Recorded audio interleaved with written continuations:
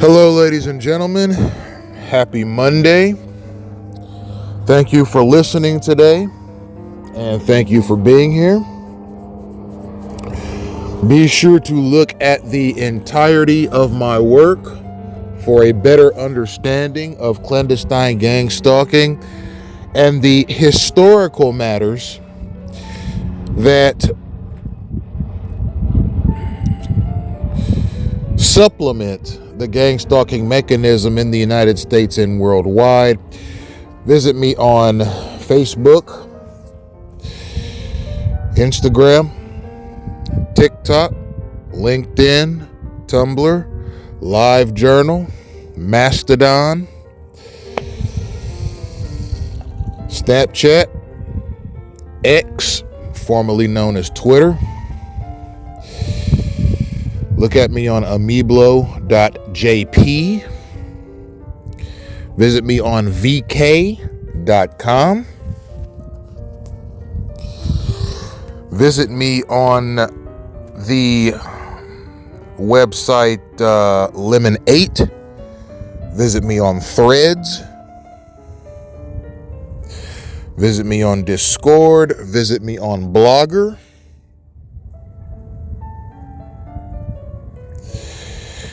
And visit me on any number of websites, ladies and gentlemen, including my Wix page, eismith004.wixsite.com/political protocols. That's https://www.eismith004.wixsite.com/political protocols. That's my Wix page. Visit me on all my pages, ladies and gentlemen, for a full picture of what gang stalking is and why it is important in today's world. So, ladies and gentlemen, we have a new lecture for you. This is your host, Emmanuel Isaiah Smith. Today's date is Monday, April 27th, 2026. The time is 9:52 a.m. We are in the morning time, ladies and gentlemen, 9:52 a.m. And I am in Miami-Dade County, Florida. And the topic of today's lecture is Operation Chaos. Okay?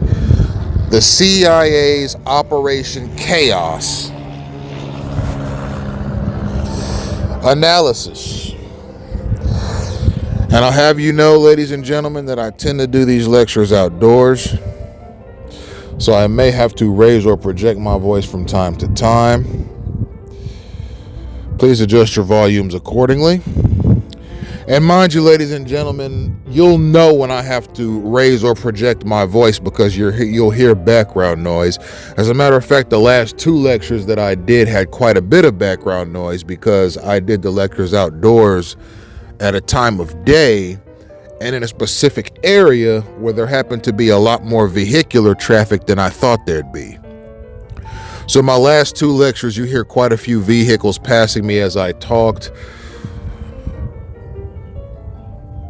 Hopefully it did not diminish the quality of the audio, but I re-listened to both of those discourses and they sounded clear.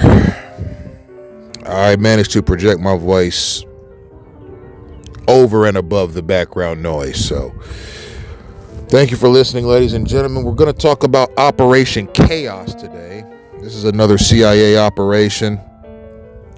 And before I get into this lecture, ladies and gentlemen, I would like to let you know something. So, I don't believe that most CIA operatives alive in the United States today are aware of just how deep MK Ultra was. Now, Operation Chaos is not MK Ultra. Okay, Operation Chaos is a whole separate program than MK Ultra. Okay, MK Ultra was more aimed at exposing U.S. citizens using federal power to chemical and biological substances without their knowledge and monitoring their physiological reaction to those substances and collecting data on that. Okay, furthermore, it was about human behavior experimentation and human behavior control as a matter of procedure. And that program ran from approximately 1953 to 1973, about that time range. We're talking the CIA's other program today, ladies and gentlemen, Operation Chaos. All right, now the CIA ran dozens upon dozens of programs within the United States of a questionable nature. Okay, Operation Chaos was one of them. Okay, now this is not Operation MK Ultra. It's something totally separate, although it ran in the approximate same time frame as Project MK Ultra. Operation Chaos was a spying program, pure and simple, and there were elements of disruption there too. And you must understand, ladies and gentlemen, I bring these matters to the attention of the general public to give you some insight as to why gang stalking is feasible. Why is clandestine gang stalking feasible? Why should we believe it exists even though we may not experience it ourselves? Well, here's why it exists. It exists because it operates using a lot of the same auspices and protocols as other programs that have run right here in the United States over the past 70 years. Okay, if you look at MK Ultra, if you look at COINTELPRO, if you look at Operation Chaos, yeah, there are multiple ways of looking at these programs. I mean, you could look at these programs from the perspective of, well, my country can do no wrong. I'm sure there were reasons for these programs. I'm sure that they were noble in their cause and execution. And I'm sure the United States benefited from running these programs. Okay, fair enough. Maybe. Okay, you might be right, you might be wrong. But here's what we have to understand, ladies and gentlemen. When you're talking about a federal government running experimental programs in secret on its populace, using taxpayer dollars, understand, ladies and gentlemen, that there's a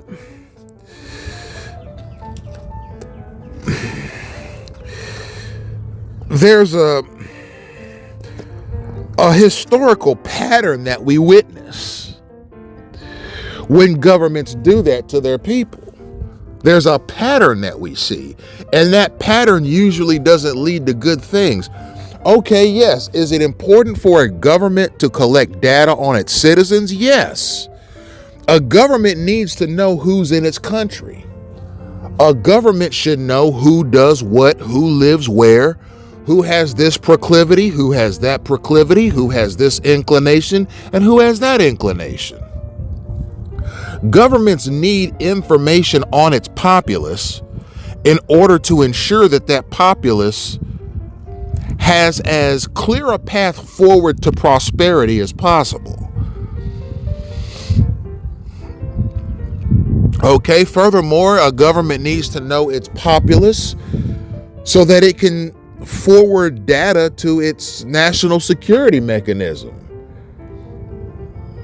Okay, which includes the armed services and federal, state, and local law enforcers, so that they can do their jobs in a more informed way. Furthermore, it needs this information to give to hospitals, to give to universities, to give to high schools, to give to various researchers, including psychologists and sociologists and television broadcasters, sometimes writers and authors. Okay, pastors and so forth. People who get up in front of a lot of people, or people who influence a lot of people, or people who are responsible for the care and the success of lots of people. All right, that includes political parties who produce politicians that at some point in their career become responsible for the care and success of a lot of people. These people have to know things about the populace that they are assuming responsibility for. So data gathering on a population is not in itself a bad thing. It's a necessary thing, especially when you're talking about big governments. Okay, governments that oversee hundreds of millions of people, or governments that look after or in charge of more than 1 billion people. There are governments on this earth that look after or that have charge and care over more than 1 billion people. Look at the governments of China and India. Both of those countries have federal governments that are responsible for the general management of more than 1 billion people. China has a population of 2.1 billion, and India has a population of 1.4 billion people. So they have governments that have care or that have management responsibilities over vast numbers of people. But even the United States, which has care over about 300 million people, must know its population. It must know its economy. It must know what works and what doesn't work with respect to prosperity, not only of the individual, but of the state. And that includes the prosperity of companies and corporations as well. All of these things have to be taken into consideration. So the population of a country must be observed. Okay, that's important. But if you're going to observe your people, if you're going to observe your population, you best do it wisely. Do it with some professionalism. I don't think there's a single person on this planet that minds being watched as a part of a greater good. Okay? You can watch my neighborhood if it makes the neighboring community safe. You can monitor the neighboring community if it makes my neighborhood safe. Go ahead, collect data so that it is easier to succeed in this country and harder to commit horrible crimes against other people. You see, if surveillance makes that reality possible, or if surveillance makes that concept a reality, if monitoring makes that concept a reality, if data gathering makes that concept a reality, then by all means, make the country as good as it could possibly be. But if you're going to go about it professionally. Go about it with respect to the inalienable rights of each person. If you are a government, I don't care how many people you're in charge of. You could be a government in charge of a country of 12 million, or you could be a government in charge of a country of 3 billion.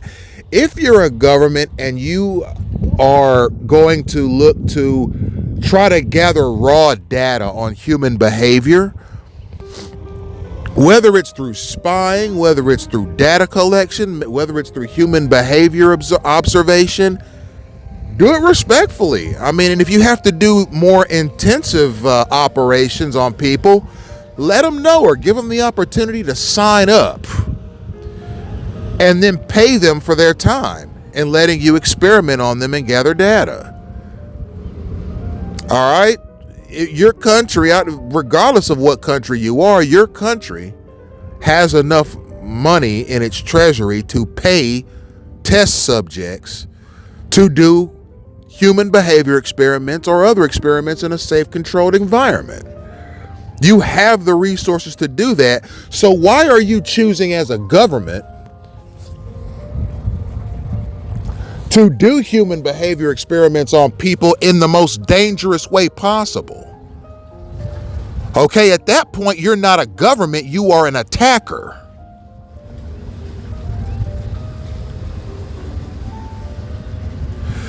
All right, at that point, you are not a government. You're an enemy belligerent to your people. At that point, you're not a government. At that point, you are a violent perpetrator.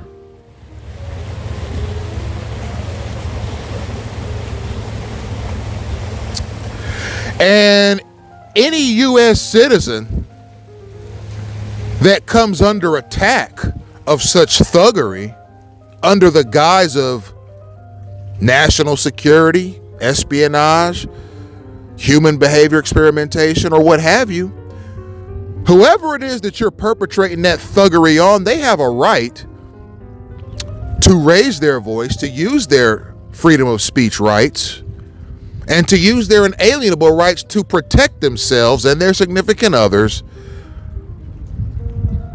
in self-defense of the government that has allowed the catastrophe to befall them.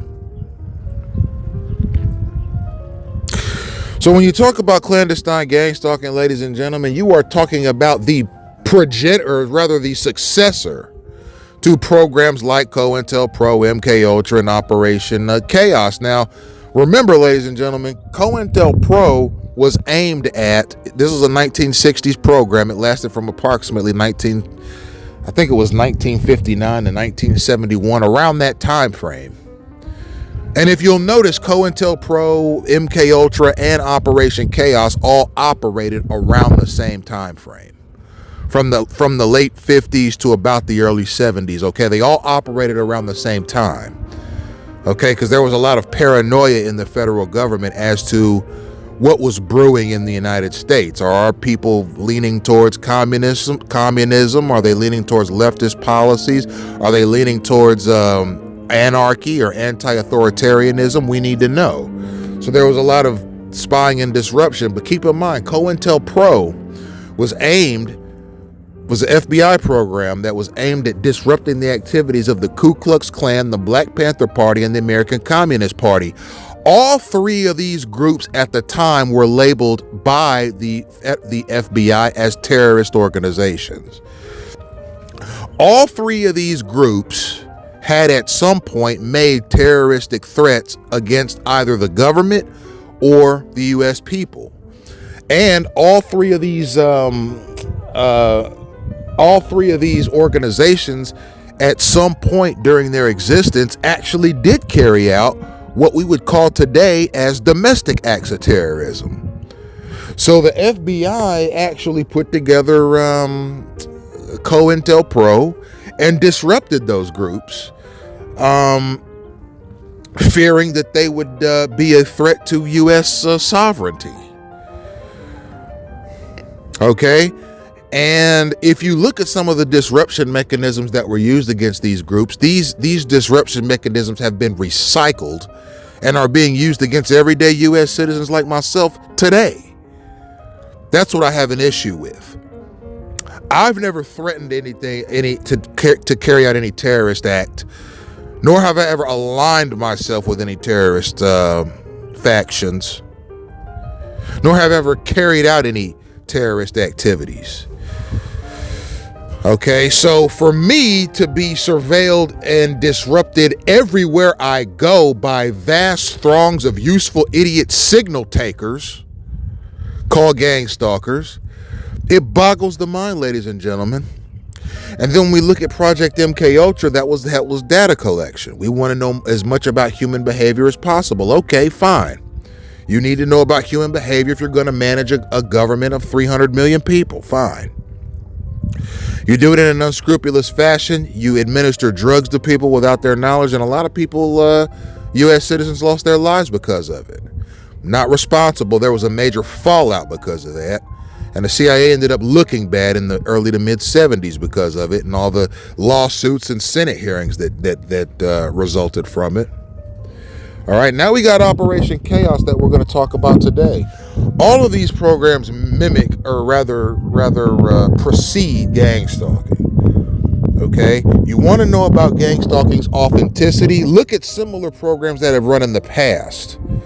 And that'll make the targeted individuals like myself that come forward about clandestine gang stalking more believable and less on the fringe. Okay, I'm almost glad that these programs ran in the past. Now targeted persons of today have something to look back upon, something that's reminiscent of what they're experiencing, something they can talk to the general public about, and bring to the general public's attention that, hey, what we're talking about is not unprecedented. We've seen 3 programs in the history of this country that mimic gang stalking or are similar. So we're going to talk about Operation Chaos today, ladies and gentlemen. Operation Chaos was a CIA program, and this program ran from August 15th, 1967 to March 15th, 1974.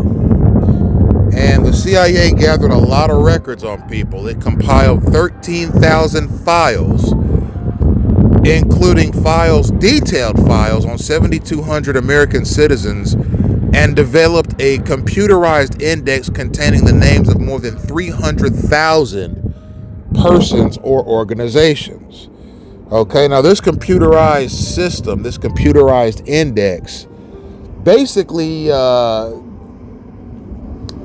was a chronicle of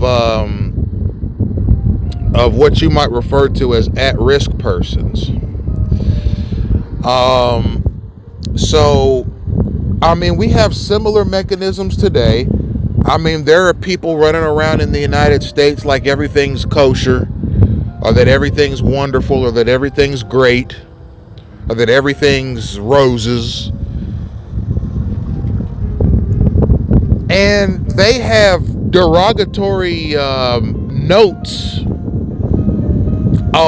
indexed to their name in hospital files, in government files, in police files, in judicial records, okay? People in charge of these kinds of record-keeping mechanisms can write horrible things about you in these databases without your knowledge.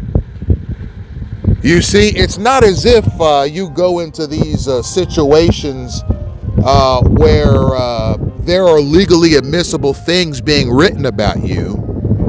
Even your workplace. I mean, you don't know what your supervisor or your HR department is writing about you in your employee file. Okay, there are digitized records that are kept on everybody. But when you look at the grand scheme of things, there are a lot of different public and private auxiliaries and mechanisms that keep digitized files on you as a U.S. citizen. And what's written in those digitized files by employees or staff members can be positive or negative. You see, I mean, you know, in order to find out everything that's ever been written about you by every doctor, lawyer, judge, police officer, school teacher, college professor, okay, employer, that has ever been written about you in your files in those particular organizations, you'd have to do a lot of requests. And if you see something you don't like, you could dispute it. But keep in mind, the quality of your life with respect to organized mechanisms, some of which resemble gang stalking, has a lot to do with what's been written about you in digitally kept files. Okay? Me, for example, I've had a ongoing legal bout with the Miami-Dade Public Library System, for example. I actually did a public records request on what was in my library file at the Miami-Dade Public Library System because I wanted to know just what the hell those employees were writing about me in that library file, because I filed numerous complaints against that library system with county government. And when I did that public records request, I found some of and keep in mind, your library files, ladies and gentlemen, if you use a public library, all of the information in your library file is federally protected information. So if a library breaches that, that's a federal infraction on their part. Okay, so I did a public records request for me and my significant other, Lori, and the hate, okay, and the pandering buffoonery that spewed out of those people into my library files was appalling. And I have copies of all the, quote, incident reports that those people have written about me. Absolutely shameless trash that library system engages in when it writes stuff in their patrons' library files. And those are digitally kept records. Okay, gang stalkers, operatives, and liaisons oftentimes have access to records written about you in public and private organizations. And they use these digital records to make determinations about your character so they know how to disrupt you and when and with what kind of people. You see? And if you're a targeted individual that has a really clean record and no one's ever written anything bad about you in any file, anywhere, ever, then gang stalkers know how to create bad records for you.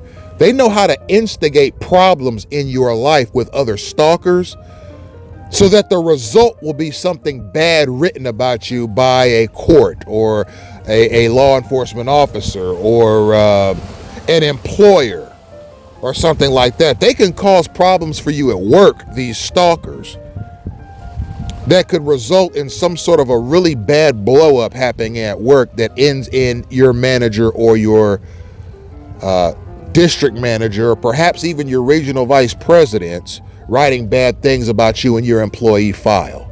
That makes it easier to target you.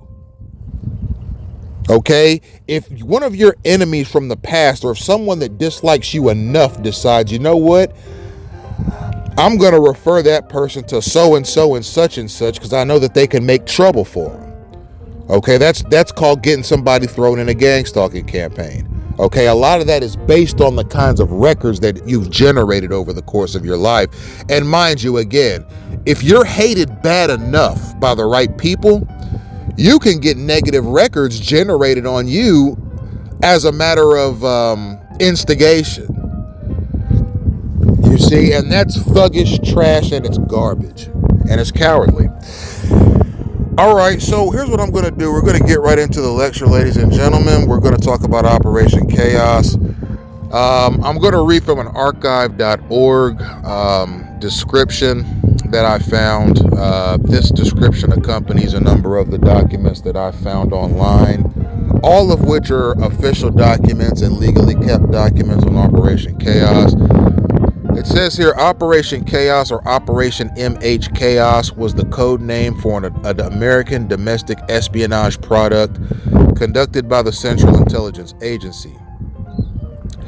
A department within the CIA was established in 1967 on orders from the President of the United States, Lyndon B. Johnson, and later expanded under President Richard Nixon. The operation was launched under the Director of Central Intelligence, Richard Helms, by Chief of Counterintelligence, James Jesus Angleton, and headed by Richard O'Bear. The program's goal was to unmask possible foreign influences on the student anti-war movement, The MH designation was to signify that the program had a worldwide area of operations. The CIA began domestic recruiting operations in 1959 in the process of finding Cuban exiles that they could use in the campaign against communist Cuba and Fidel Castro. As these operations expanded, the CIA formed a domestic operations division in 1964.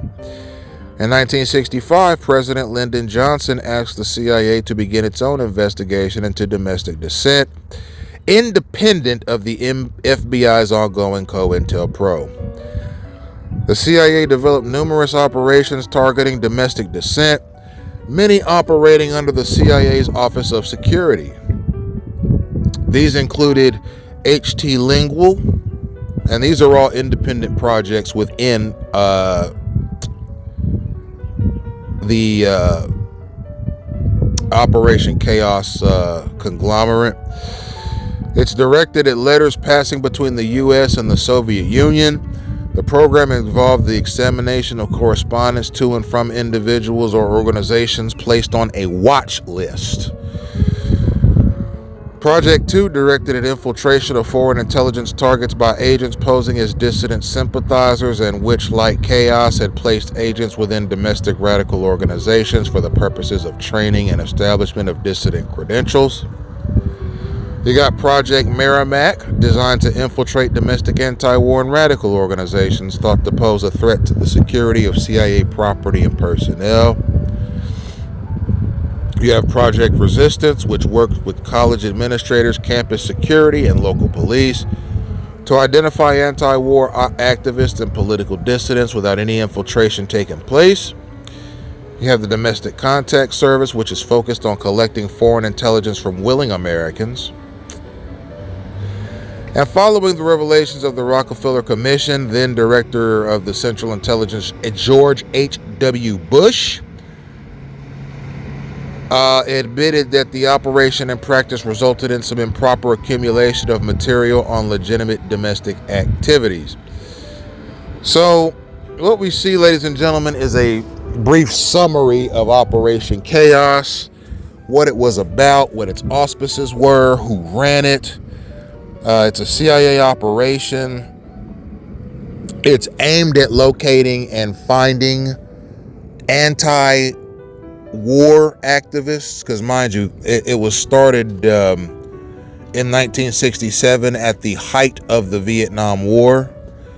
So this operation was designed to locate and obviously silence or disrupt anti-war activities, anti-war groups, political dissidents, and political dissident groups. Kind of like some of COINTELPRO, which ran at the exact same time as Operation Chaos, had some of those same auspices. They wanted to find and disrupt political dissident groups, although COINTELPRO looked more at established terrorist organizations like the Ku Klux Klan, the Black Panther Party, and the American Communist Party. But the CIA worked with multiple law enforcers and semi-law enforcers on college campuses and elsewhere to find anti-war activists and political dissidents. During the 1960s and the 1970s, college campuses were a hotbed for anti-government protests and anti-war activity and political dissident activity. And the CIA wanted to get to the root of what the ideologies were of these people. The CIA wanted to make sure that these anti-war and political dissident groups were not pro-terrorists.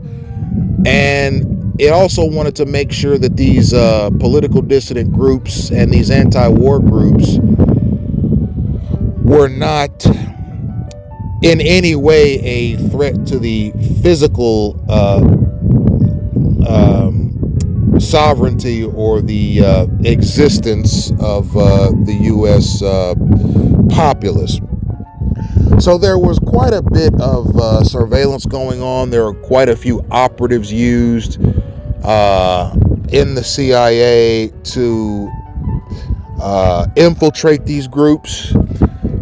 There are lots of different sub-projects within the Operation Chaos Project. HT Lingual was made to examine materials and communications that were going back and forth between the U.S. and the Soviet Union in order to disseminate the nature of those communications. Project 2 was aimed at infiltrating foreign intelligence targets by agents posing as dissident sympathizers. So you had CIA agents acting as sympathizers with these activist groups and collecting data on these groups while a member of these groups and forwarding it to the CIA. Particularly radical groups, the ones that had a potential to carry out terrorist activities. You had Project Merrimack, which was designed to infiltrate domestic anti-war and radical organizations that were specifically capable of threatening CIA property and personnel. So Project Merrimack was aimed at locating and identifying potential dissidents that were capable of harming CIA products or their employees, particularly their undercovers. You had Project Resistance, which was about identifying anti-war activists and political dissidents from a distance. Okay, there was no infiltration in Project Resistance. Okay, these operatives observed protesters and anti-war activists and political dissidents from a distance without actually infiltrating the groups that these people were parts of. Okay, so it kind of gave the CIA an outside perspective of what was occurring on college campuses with respect to these political dissident activities. And then you had Domestic Contact Service, which was collecting foreign intelligence from willing Americans. So apparently Americans that maybe they were foreign nationals, or maybe they had family in other countries and they were in contact with those people. Perhaps these Americans were volunteering their information to the CIA concerning the nature of the communications that they were having with persons overseas. And George W. Bush at this time, at the time of the Rockefeller Commission, was the Director of Central Intelligence. That name should sound familiar to you, ladies and gentlemen. George H.W. Bush would go on to become, I believe, the 40th and 41st President of the United States. Or the 39th and 40th President of the United States. I believe George H.W. Bush was the 39th and 40th President. George W. Bush was the 41st and 42nd President. President Obama was the 43rd and 44th President. And then President Donald Trump was the 45th President. So George H.W. Bush, who was the father of George W. Bush, was the director of the CIA during the Rockefeller Commissions. And his son, George W. Bush, would go on to become president. George H.W. Bush, that's George Herbert Walker Bush, who was the father of George W. Bush, or just George Walker Bush, who became president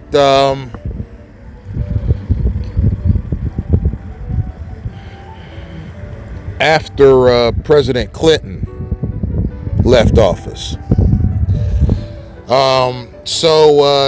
George H.W. Bush admitted that the operation in practice had improper gathering of data uh,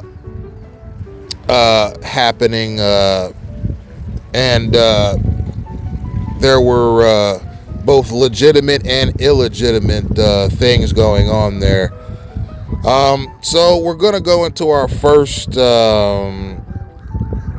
article on Operation Chaos. This is from the Washington Star publication. It's dated June 16th, 1976. It says Operation Chaos Files Ordered Held. That's the title of it. And then it says Operation Chaos Files compiled by presidential orders on hundreds of thousands of dissident Americans in the past 15 years. They cannot be destroyed at the present, according to a U.S. federal court ruling. U.S. District Judge June Green ordered CIA Director George Bush not to destroy the files gathered by the CIA at the request of Presidents Lyndon Johnson and Richard Nixon, who feared extensive foreign influence on domestic unrest. Green granted an appeal that the files be protected pending outcome of civil actions by the American Civil Liberties Union, demanding that the materials be made public. The ACLU wants those in the chaos files to get the information that the CIA has collected on them. So what we see, ladies and gentlemen, here is that a U.S. District Court judge, June Green, told CIA Director George Bush not to destroy the files that were generated on Operation Chaos. And you'll notice, ladies and gentlemen, that this is a similar matter that the directors of Central Intelligence faced when they tried to destroy files related to MK Ultra. Okay, the head doctor of MK Ultra, Sidney Godaleb, who experimented on thousands of people, some of which obviously became deceased because of his experiments, tried to destroy all evidence related to MK Ultra. And he was eventually ordered not to by the Senate Select Committee, if I'm not mistaken.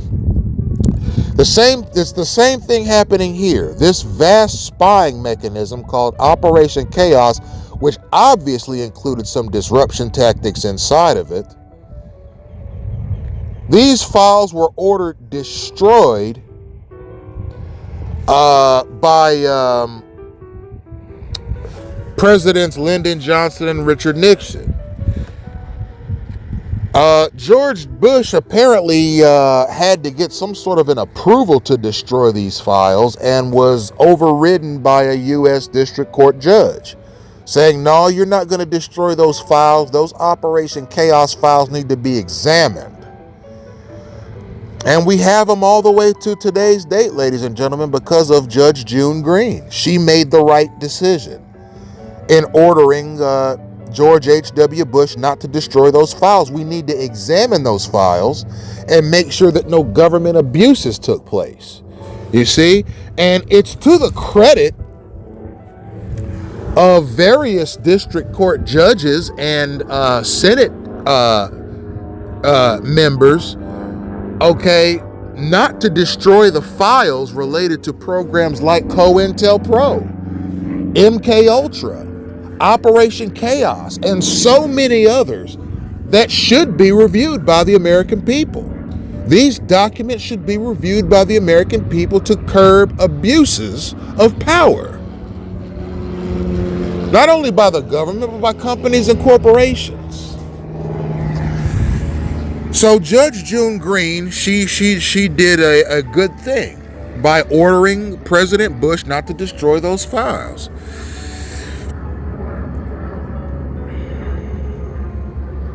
And she granted an appeal by the ACLU, which is the American Civil Liberties Union, that those documents be preserved, so that so that they could be analyzed and documented by people and organizations outside the CIA.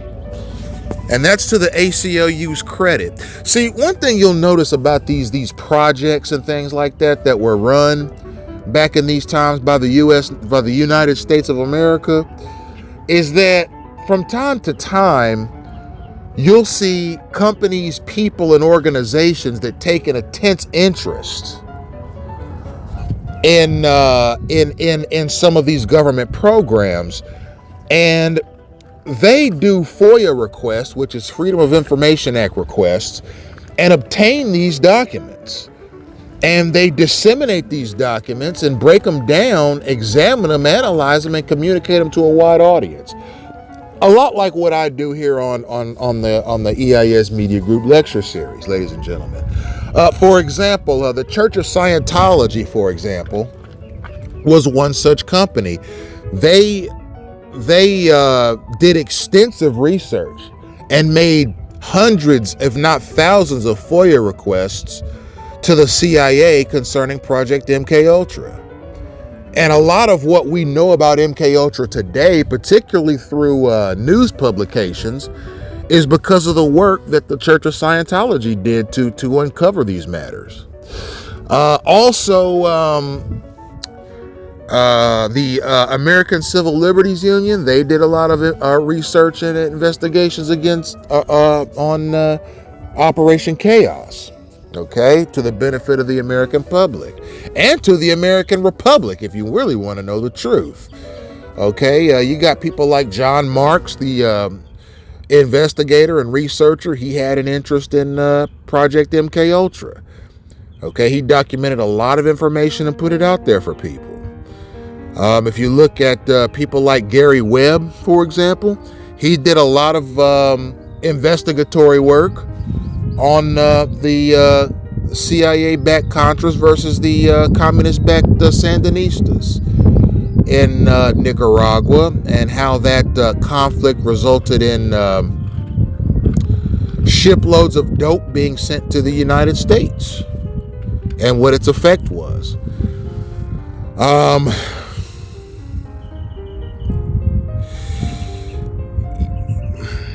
You got people,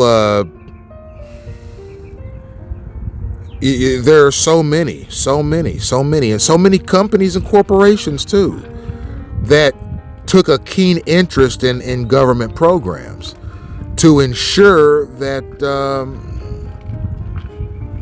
these government programs resulted in investigations on questionable government activity. And these investigators, these researchers, they did a lot of work, and they discovered a lot of stuff too. So we're gonna go to the next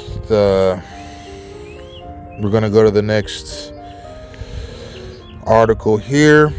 This article is from the New York Times. It's dated March 12th, 1981. And mind you, a lot of these articles are going to be dated years after the conclusion, or just a handful of years, within 10 years after the conclusion of Operation Chaos. But it's relevant today because there are a lot of the components of Operation Chaos that are being run right now through gang stalking campaigns, ladies and gentlemen. And my goal is to expose the program so as to preserve my inalienable rights and the inalienable rights of my significant others. If the U.S. wants to continue to allow this program to run, let it. It's only going to make the U.S. look worse and worse and worse and worse and worse.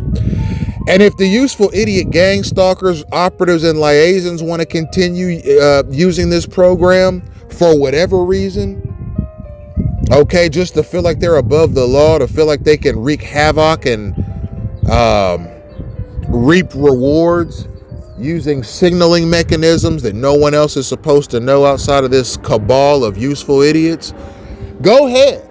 Keep using gang stalking. You're going to make yourself, your community, your families, your countries, and your gods look worse and worse and worse and worse and worse. Go ahead, keep doing it.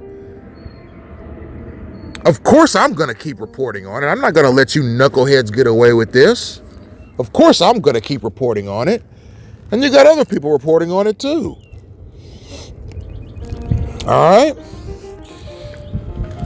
So we got son of Operation Chaos. In the name, and here is the article here. In the name of anti-terrorism, some people in the Reagan administration are pushing a proposal to put the Central Intelligence Agency back into the business of spying on Americans. In the name of decency, the president should shoot it down. Only that would reaffirm the commitments made by both Presidents Ford and Carter to maintain effective intelligence without sacrificing American freedoms.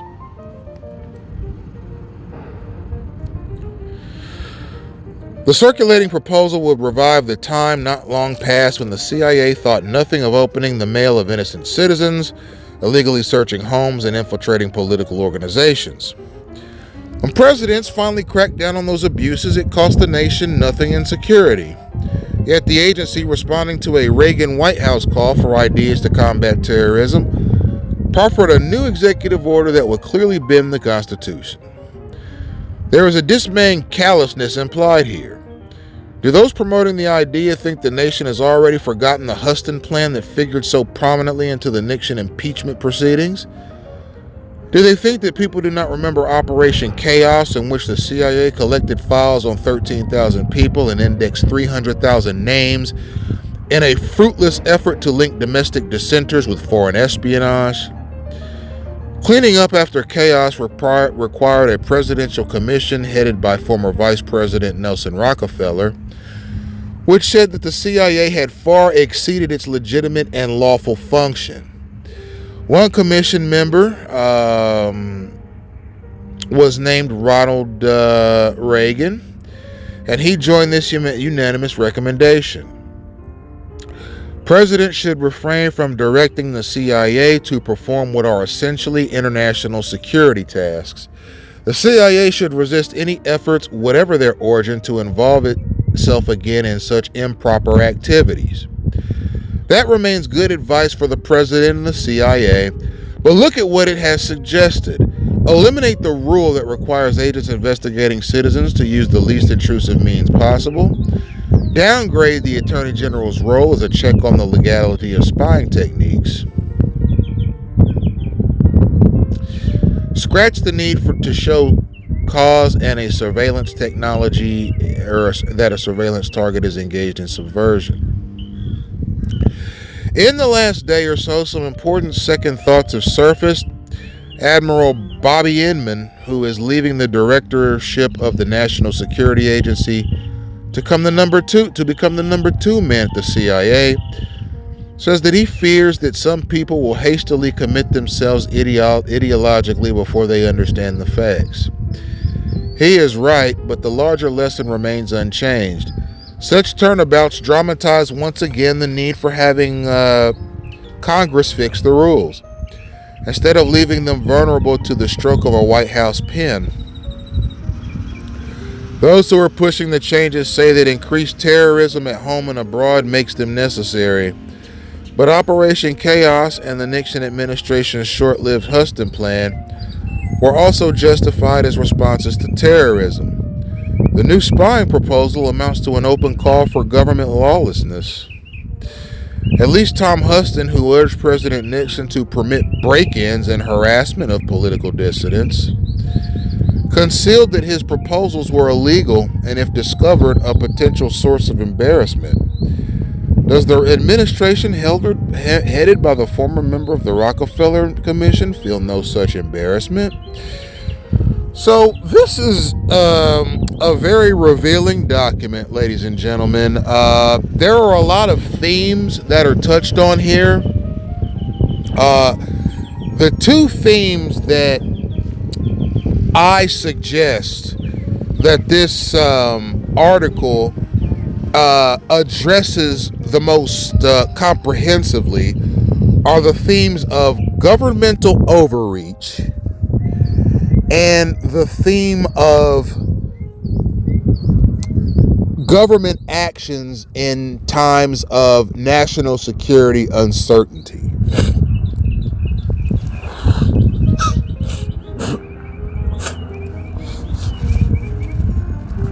So here's what we got.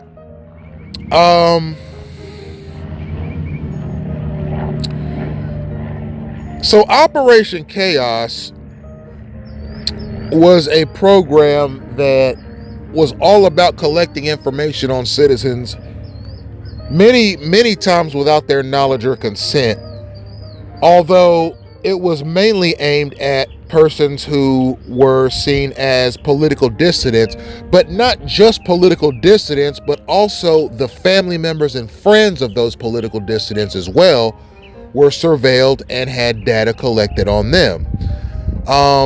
When you look at the CIA collecting files, detailed files on 13,000 Americans, which probably painted them in a negative light, but indexed 300,000 American names in an effort to try and identify domestic dissenters as foreign agents. Okay, trying to make that link. Basically trying to call anyone who disagrees with American policies a traitor. And these 300,000 names that were collected on U.S. citizens went on a list of questionable Americans, and these Americans were, in so many words, called traitors for their politically dissident views on any number of matters. So there was a presidential commission that investigated the actions of Operation Chaos. It was headed by former Vice President Nelson Rockefeller, and Nelson Rockefeller came to the conclusion that the CIA had far exceeded its constitutional ability to gather data on citizens. And he basically said that presidents should stop telling the CIA to gather information on citizens. That's quite frankly none of its business. Okay? And we get into the national security element of this. Okay? Even going back as far as the 1960s. Okay? In times of national security uncertainty, presidents oftentimes asked their departments of defense and their departments of justice to intrude into the lives of U.S. citizens, particularly U.S. citizens that have been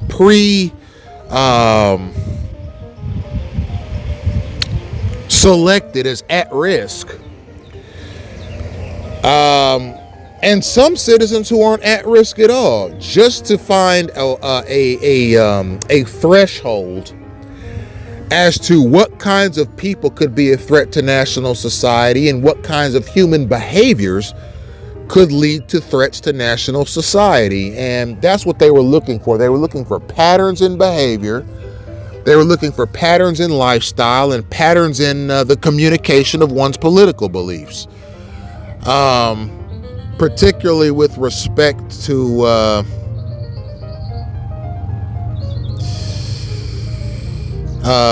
possible political dissidents, and particularly political dissidents that could affect people's ideas on conflicts that the U.S. was in. Because keep something in mind, ladies and gentlemen, war is a very profitable enterprise for the military-industrial complex, okay?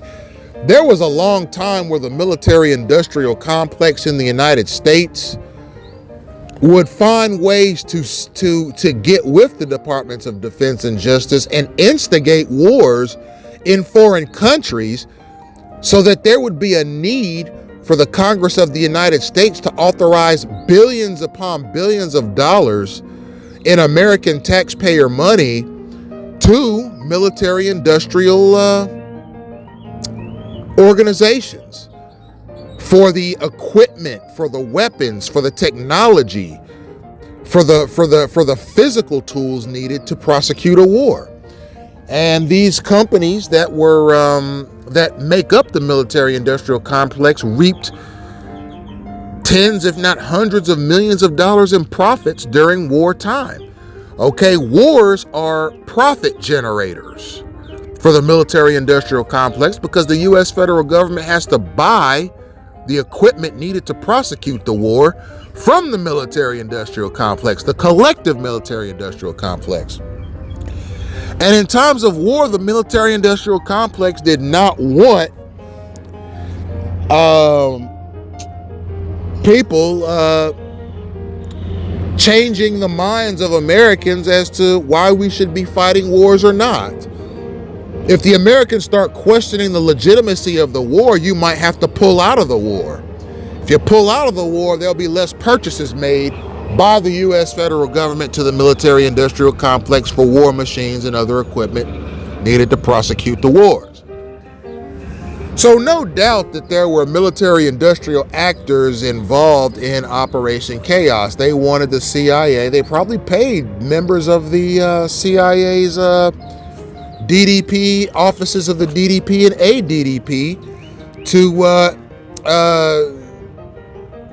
put together Operation Chaos so they could find out who political dissidents were, so they could silence them, so people wouldn't question the American war efforts in Vietnam and elsewhere, which could devastate the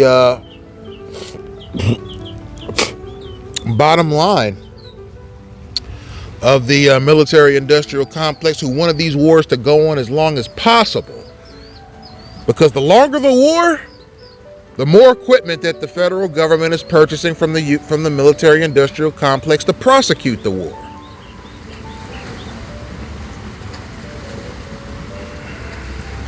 All right? So anti-war protesters were a nuisance to the military-industrial complex. Not so much to congressmen and senators or the president. These are politicians. They know the nature of political thought. They know the nature of political rhetoric. They know the nature of political debate. You have to master these things to go into politics as it is.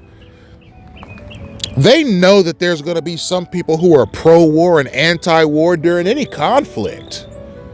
So far be it from any politician in the U.S. federal establishment to want to put down any freedom of thought or freedom of expression or freedom of speech matters that involve political dissidents or anti-war activists. Okay, you're always going to have those in any country. You simply can't stop a person from thinking what they want to think or talking about what they want to talk about. Okay, the military-industrial complex wanted to be rid of these anti-war protesters because they threatened to change public opinion on these wars. And if enough people are against a war, eventually your government's going to have to pull out. For political reasons, if anything. And then the military-industrial complex loses out on more government contracts to send war equipment and weapons and machinery to the battlefield. So there's a multi-layered situation here. Well, I found this interesting that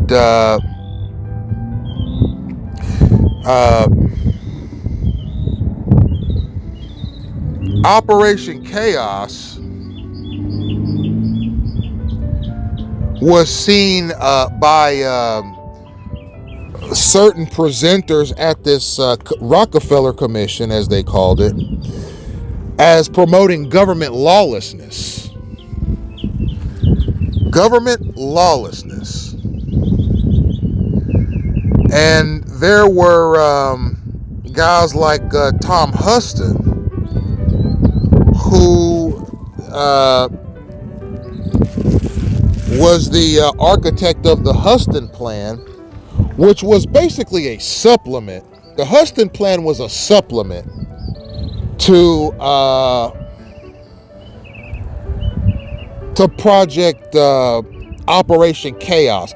Operation Chaos and the Huston Plan worked hand in hand to attempt to silence political dissidents. The Operation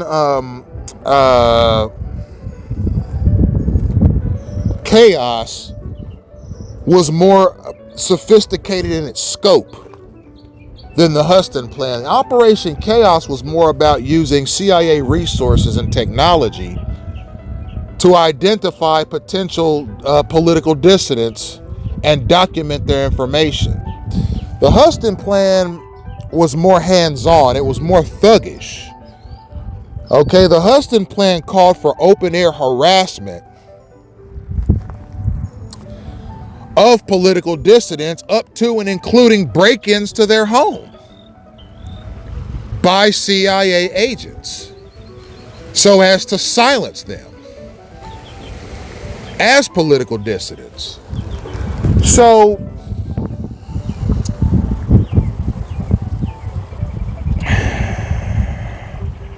you know, when you talk about clandestine gang stalking, ladies and gentlemen, break-ins are a part of the program. Do you see the parallel? Break-ins to a person's home in a gang stalking campaign is part of the program. Okay, look at my news interview on WRGT TV.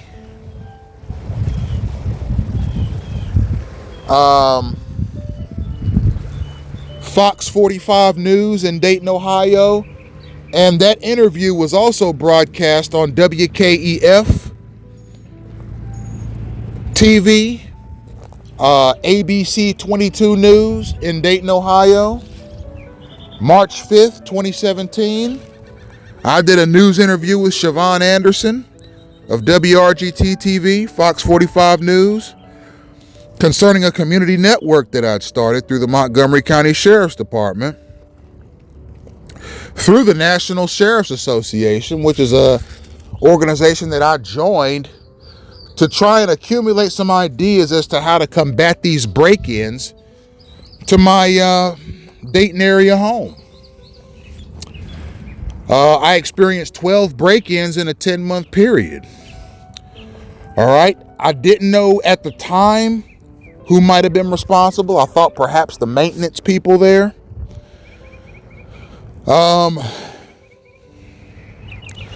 I later found out that Dayton, Ohio was at one time, and I didn't know this when I moved to Dayton, but looking back on it, I'd have still moved to Dayton regardless of this information. But I heard I was attending a speech at the University of Dayton by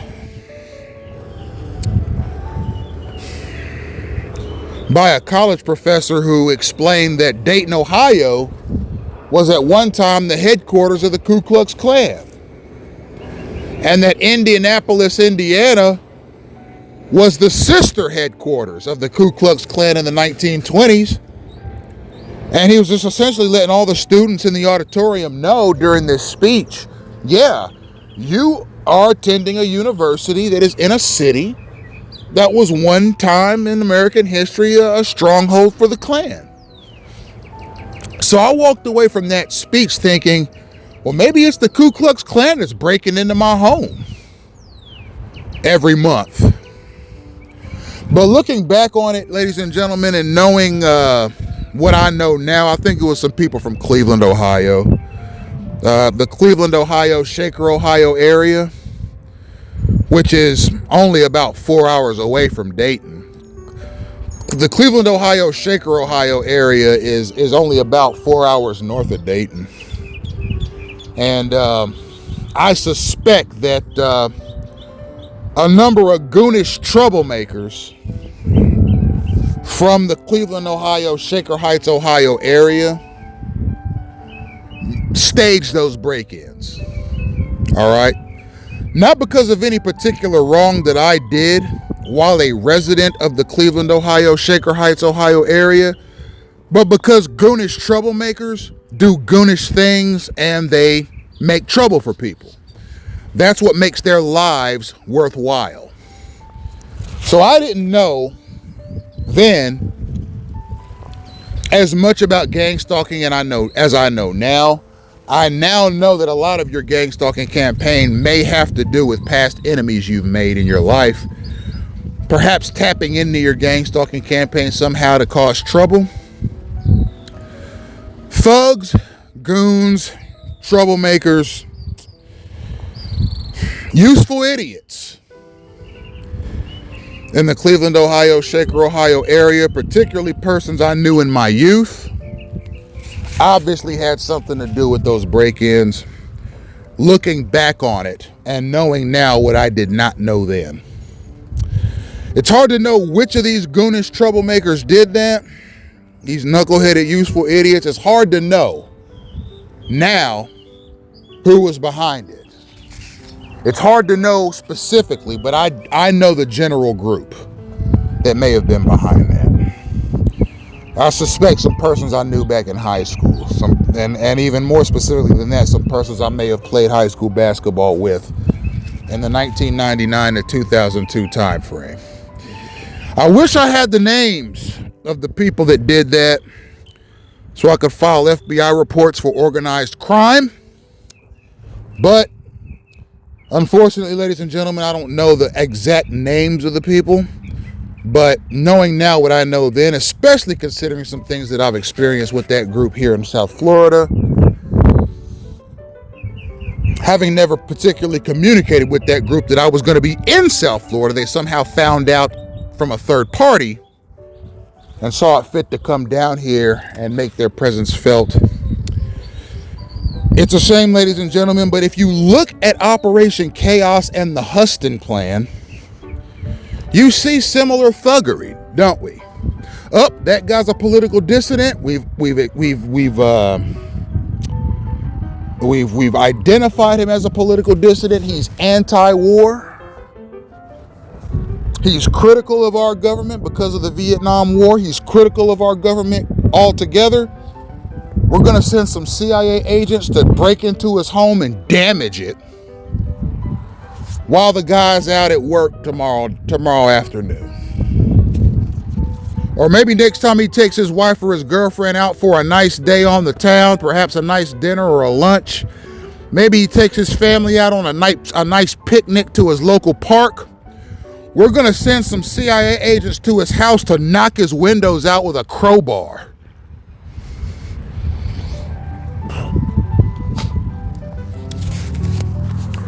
Or maybe what we'll do is while that man is at home at sleep after he puts his kids to bed and he lays down in his room and him and his wife are going to bed and getting ready for the next day, maybe we'll send a CIA agent out to his driveway to take a brick and throw it through the windshield of his car and then drive off.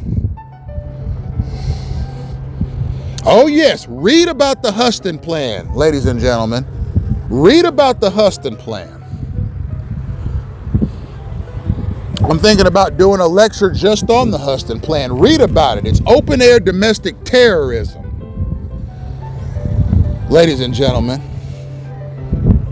All right, let's wait till that man takes his wife and kids out to Sunday dinner.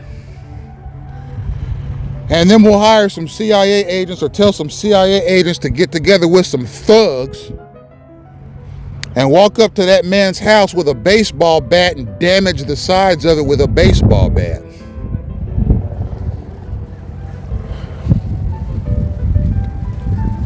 All right, let's wait till that man goes to his kid's high school graduation event, and then we'll have some CIA agents get together with some local thugs and throw Molotov cocktails through that man's windows at his home and burn his house down while he's at his son's high school graduation.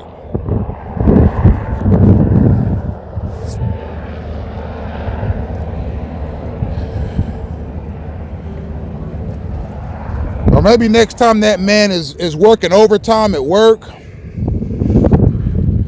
maybe we'll hire some thugs to scare his wife and kids while they're at home and take some baseball bats and knock out some of the bricks in his home with baseball bats and set off firecrackers in his mailbox, and maybe we'll flatten his tires while he's at work. All right, that's the kind of thuggery that political dissidents encountered under Operation Chaos. And that's the same kind of thuggery, the same kind of degenerate, mindless thuggery that targeted individuals experience under program gang stalking, ladies and gentlemen. And we see here in this document where it's being asserted that, well, we live in a time of national security uncertainty. The war in Vietnam is still fresh on everyone's mind.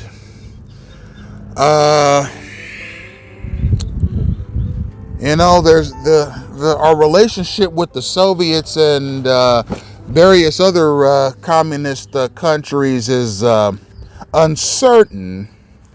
So in the interest of national security, we're going to surveil all our citizens. We're going to take a tally of all the ones that we think are political subversives, and we're going to basically put them in a CIA database calling them traitors.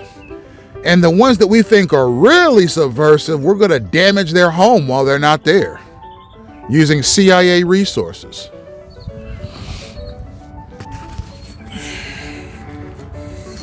That'll teach them to be a political dissident. That'll teach them to exercise their freedom of speech. That'll teach them to be unpatriotic in this country.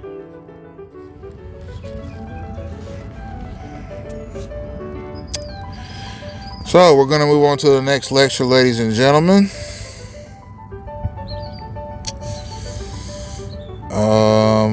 Just give me 1 second, please. All right, this is going to be from the New York Times. The date on this article is the 26th of January, 1976. And mind you, ladies and gentlemen, these documents are dated and they are useful in today's world, particularly today's discussion on clandestine gang stalking, because there are parallels in the auspices of some of these older programs that were run by the U.S. federal government and the gang stalking mechanism that happens and is perpetrated in the lives of U.S. citizens today. Ladies and gentlemen, you must draw from these past experiences in order to contextualize the present and anticipate for the future. Ladies and gentlemen. So this article is titled CIA's Files Describe Campus Spying. Washington. This is the Associated Press's content here. The Central Intelligence Agency collected information about political dissidents at Utah State University, Brown University, and Boston University in 1970 and 1971, according to newly released CIA documents. The 141 pages of files, the first documents concerning Operation Chaos that have been made public, also showed that the agency followed the movements of American political dissenters traveling abroad, and it kept track of foreign visitors to dissident groups in the U.S. A separate group of 47 documents showed that as late as November 1974, the agency was circulating to one of its overseas stations information about the political activities of a Socialist Workers' Party leader, a Peter Camejo. The CIA released to Mr. Camejo parts of its dossier on him after he requested the release under the Freedom of Information Act.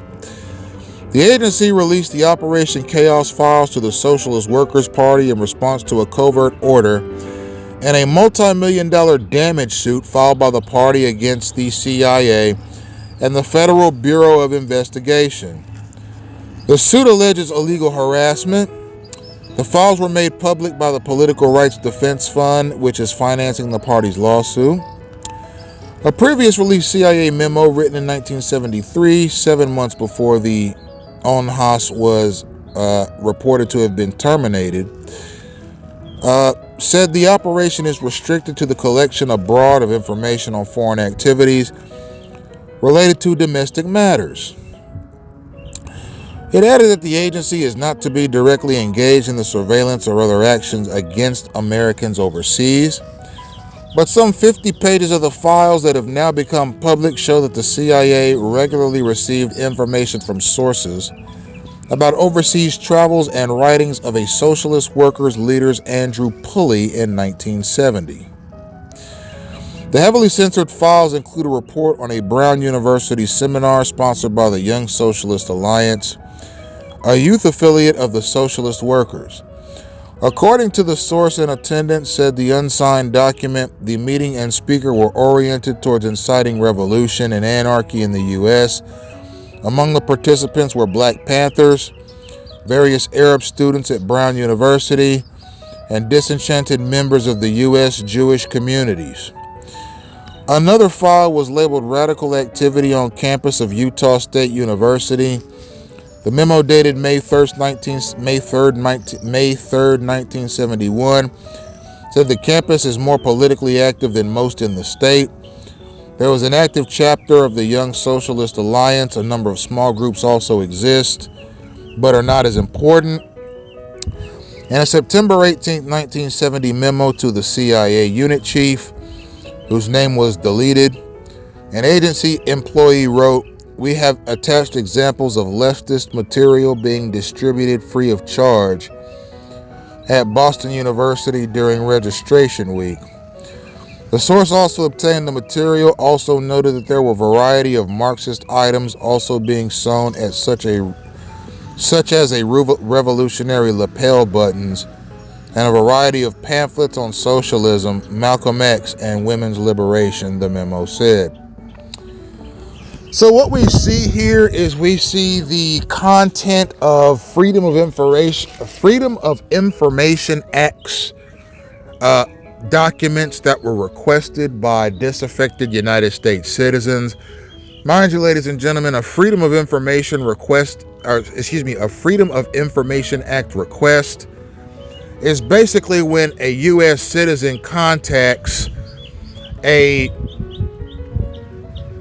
typically a federal government auxiliary, like the Department of Justice, like the Department of Defense, the CIA, the FBI, the U.S. Armed Forces, the Department of Homeland Security, the Bureau of Alcohol, Tobacco, and Firearms, the U.S. Marshal's Office,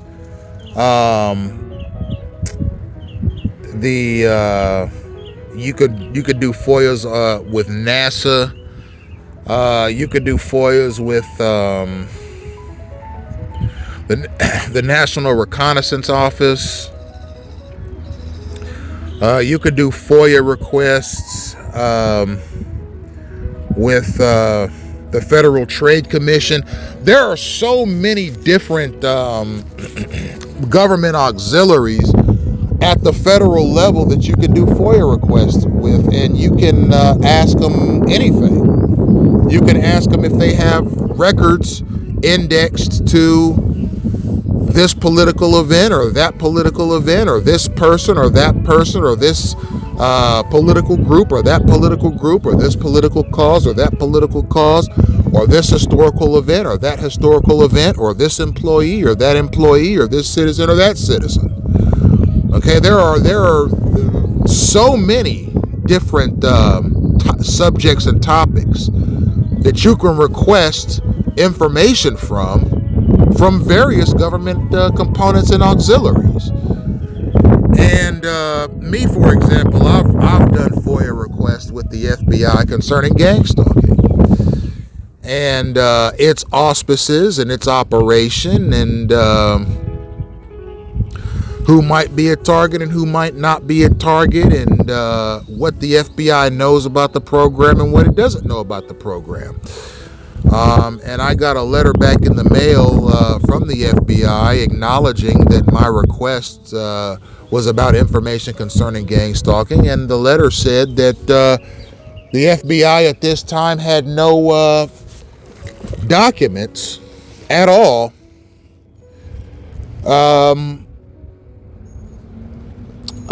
concerning gang stalking to give me. And it kind of takes me back to MK Ultra when I think about that situation. See, with MK Ultra, there were lots of files and documents kept on what these CIA personnel were up to in that program. And when those documents were made public, it made the CIA look bad. It made America look bad. There were lawsuits and investigations. There were Senate hearings and congressional hearings. Yeah, the United States collected a lot of data on a lot of people in that 15 to 20 year period. But at the end, it came at a steep cost to the image and reputation of the CIA. Gang stalking is operating a little different than that. It's doing everything off the grid. There is little to no documentation anywhere in federal, state, or locally kept files of any nature about gang stalking. Its documents, its auspices, its resources are being kept off of paper on purpose. And the reason gang stalking's auspices are being kept off of paper and just kept in between persons is because it would blow up administratively in the faces of all the orchestrators if they kept documents on this program. You see, the U.S. federal establishment, particularly its national security apparatus, learned a hard lesson with Project MK Ultra.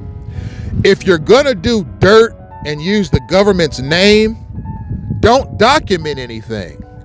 Because if those documents get made public, it could make everyone look bad. It could make this country look bad.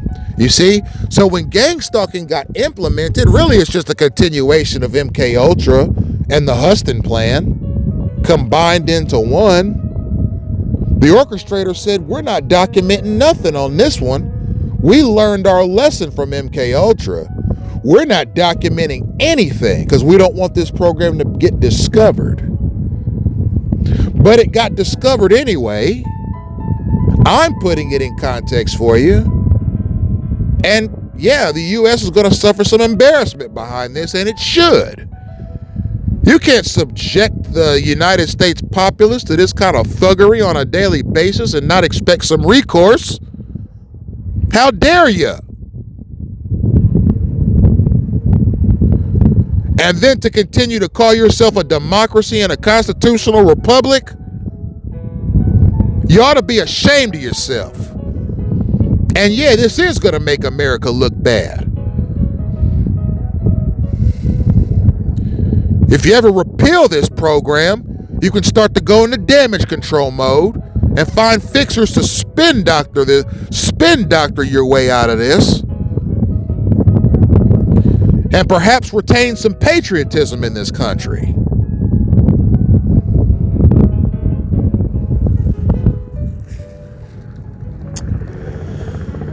All right. So what we're seeing here is we're seeing the result of Freedom of Information Act request. There was a political dissident party called the Socialist Workers Party. I mean, if you want to get your name on a watch list for the government, then start a party called the Socialist Workers Party. And the guy, I think, might have been Hispanic who started it, a guy by the name of Peter Camejo. So he was a Hispanic American who in the 1970s started a political party called the Socialist Workers Party and wondered why the CIA targeted him. Now just think about that for a second. You know who also had a political party called the Socialist Workers Party? Adolf Hitler, ladies and gentlemen. But his was called the National Socialist Workers Party. So this guy, who is a man of Hispanic descent, started a political party that was dissident in nature called the Socialist Workers' Party, and wondered why the CIA raised its eyebrows at him. So, I mean, it's obvious to me, having read this document, that the CIA put him in a gang stalking campaign. And he probably experienced a lot of the same kinds of harassments that targeted individuals of today experience. So this gentleman, Mr. Camejo, did a FOIA request to the CIA, wanting to know what information they had on him, and they sent it to him. They said, "Okay, Mr. Camejo, the FOIA request mechanism is for everybody, even you. So here you go, Mr. Camejo. Here's the files and documents the CIA has kept on you and your Socialist Workers' Party." And Mr. Camejo read it and was like, "Well, this is probably the reason I'm being harassed every day." And it was. He was obviously in a gang stalking campaign behind that.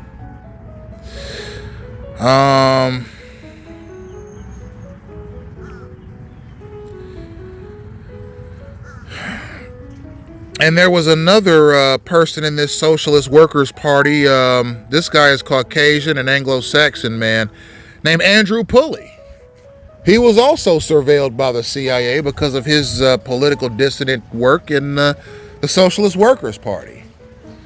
I mean, freedom of speech exists, ladies and gentlemen. Freedom of expression exists. You can start a political party or a political dissident group called the Socialist Workers' Party. But you have to understand how that the name of the party and the activities of the party, especially if it's a political dissident group, might draw the attention of the Department of Justice. I mean, just think of it.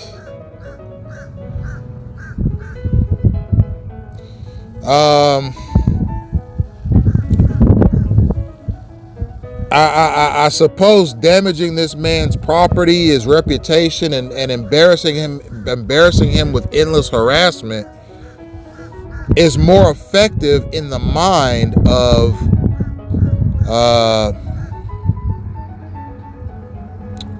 the orchestrators of the program than taking him to court. Because if you take him to court, you make a martyr out of him. You make a hero out of him. They didn't want Peter Camejo the hero. They didn't want Peter Camejo the political dissident. They wanted Peter Camejo the jerk.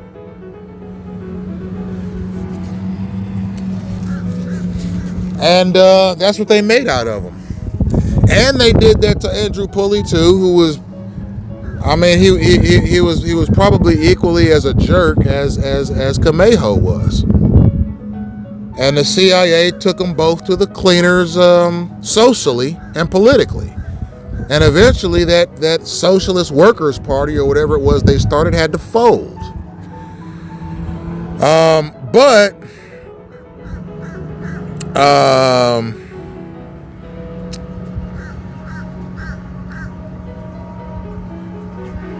there were a lot of participants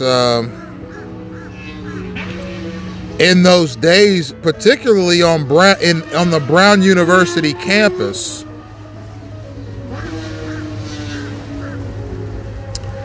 On the Brown University campus.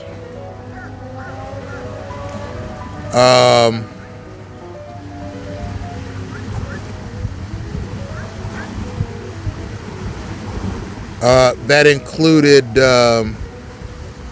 anti-American activities by the Black Panthers, Arab students, and the Jewish community. But I think it deserves to be noted that the Socialist Workers' Party sued the CIA for multi-millions of dollars and sued the FBI. And the suit alleges illegal harassment. All right, that's why I say that the founders of that political party were probably subjected to gang stalking. And The Political Rights Defense Fund, which was a civil rights organization, financed the lawsuit.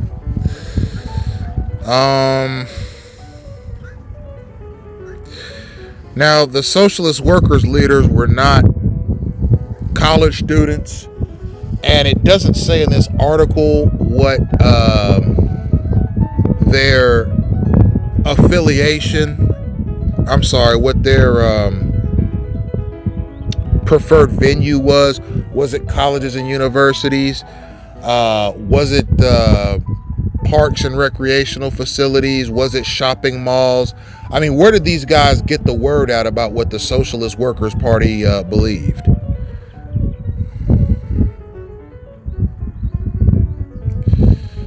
Okay. There's not a lot in the way of information about that, but these guys, the organizers of this party sued the CIA and the FBI. And the Brown University was apparently one of this organization's favorite spots to hand out flyers and pamphlets and information about the Socialist Workers' Party. Brown University in these days was apparently a hot spot for political dissident activity. So this FOIA request had quite a bit of information on the Socialist Workers' Party. All of the members, not just the ones mentioned in this article, but all of the members of the Socialist Workers' Party were investigated by the CIA for anti-American activities. It appears that they are pro-revolution and anarchy, and that the Black Panthers, Arab students, and disenchanted members of the Jewish community are involved. The activity of the Socialist Workers' Party was called radical activity. And there was also files on campus dissident activity of a separate nature from the Socialist Workers' Party on the campus of Utah State University, which had a lot of socialist advocates. It's hard to know why or how Utah State University became a hotbed for pro-socialist activity in the 1970s. Utah State University has always, at least as far as I can recall, a Mormon population at that university. So Latter-day Saints are not pro-socialist or communist typically. As far as I can tell, I think they're all capitalists. As far as I can tell, although if there are members of the church that value socialism or communism, I wouldn't be surprised either, because socialism and communism is essentially what the early Mormon church was all about. The early Mormon church was, especially the Mormon church of that was present in Illinois and then Utah in the mid to 1800s, they were very communistic. Very communistic. I mean, it was a commune of unorthodox Christian believers that followed the dictates and the directives of a prophet, or the president of the church, as he was called, from Illinois to Utah. And it was very communistic. They had pretty much their own utopian society that was governed by the Book of Mormon and the president of the church, known as the prophet. And they basically had their own society, their own community, their own country within the United States, the Latter-day Saints. And as that community traveled from Illinois to Utah, I mean, everything was about the collective good. It was a very communistic community that was placed under the care of Brigham Young and his counselors. So it's possible that in the spirit of the handcart pioneers, as those early Latter-day Saints were called, that there may have been certain Mormon groups that saw communism or socialism as a good thing. Because if you're a member of the Church of Jesus Christ of Latter-day Saints in the 1970s, chances are your grandparents or your great-grandparents were a part of the handcart pioneers. And if they were, then that means that your ancestry at some point had elements of communism in it. Now, we're not talking about political communism, okay, as is practiced in the East, typically. We're talking about a homemade communism that the early Latter-day Saints used to survive. They had their own, when they moved to Utah, they established their own cities, their own businesses, their own governmental structure, their own banks, their own schools, their own social mechanisms. I mean, everything was homemade and homespun. And some people who have looked into the early Latter-day Saint mechanism in Utah saw it as an early form of homespun communism. Now, keep in mind, it's not the same kind of communism that's practiced today in the East. Okay, Russia, China, North Korea, Vietnam, these countries have mastered the communist political model and have used it to govern populations in the tens or hundreds of millions, or in China's case, the billions. Okay, but the manner of communal order that the early Mormons used when they migrated to Utah was communistic. And it's possible that some of these Mormon students at Utah University, in an attempt to rebel against the capitalist model of the day, which it probably saw as oppressive to the people of Southeast Asia, they probably started embracing socialism and communism simply to spite the U.S. government. So Boston University was also investigated by the CIA for leftist activity, and apparently at Boston University, Malcolm X, socialism, and women's liberation were hot topics. I mean that's just the nature of the beast, ladies and gentlemen. I mean, this is 1970, so we're less than 10 years removed from the civil rights movement and its auspices. And women were allowed to vote in this country. One second, ladies and gentlemen.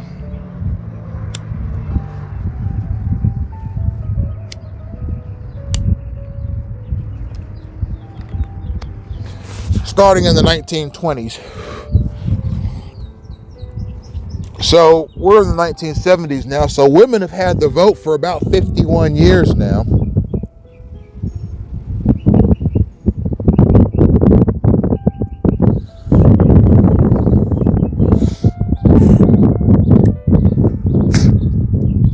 But there were other political matters that women wanted to in on, like, for example, equal opportunities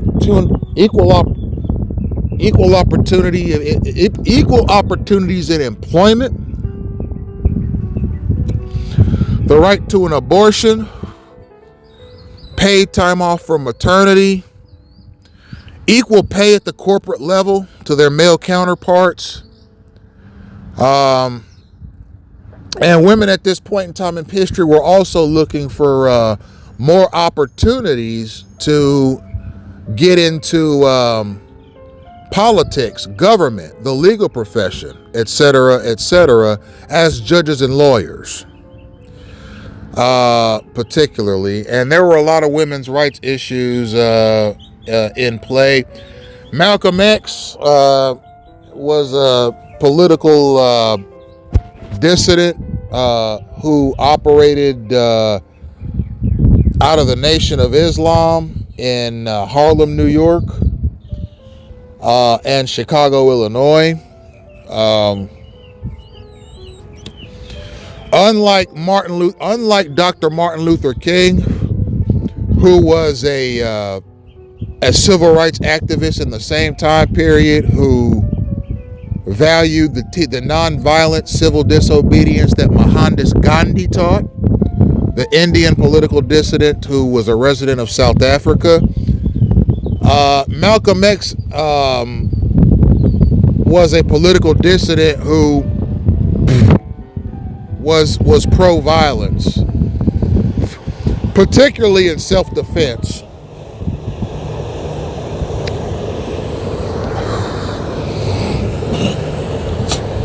He advocated the use of violence in self-defense.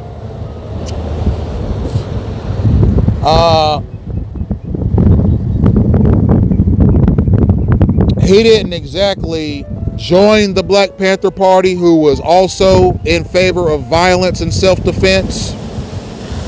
But he didn't condemn them either. And there were other black radical groups that operated in the United States in the 60s and 70s, particularly the one that comes to mind is the Brotherhood of Blood, who were very pro-violence. And they were pro-violence with respect to just simply in political dissidence. It didn't even have to be in self-defense. The Black Panthers were more about taking up arms against what they perceived to be American oppression against blacks, particularly by local law enforcers in self-defense. But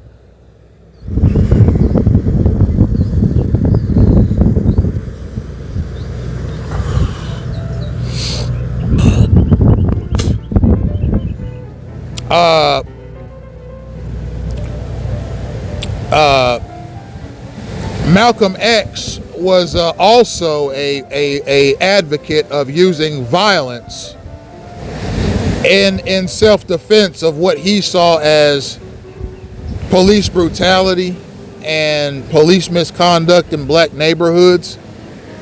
So he was a hot topic still, even though at the time of this publication he was already deceased. Malcolm X was killed by blacks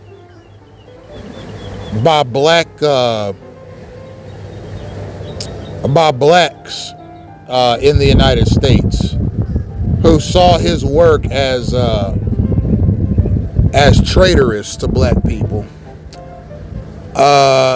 So, you know, it's an interesting parallel between Malcolm X and Martin Luther King. Martin Luther King was very well educated and was a minister who was a student of Mohandas Gandhi, and decided that civil disobedience was best done the way Gandhi did it, and that was with civil disobedience of a nonviolent nature.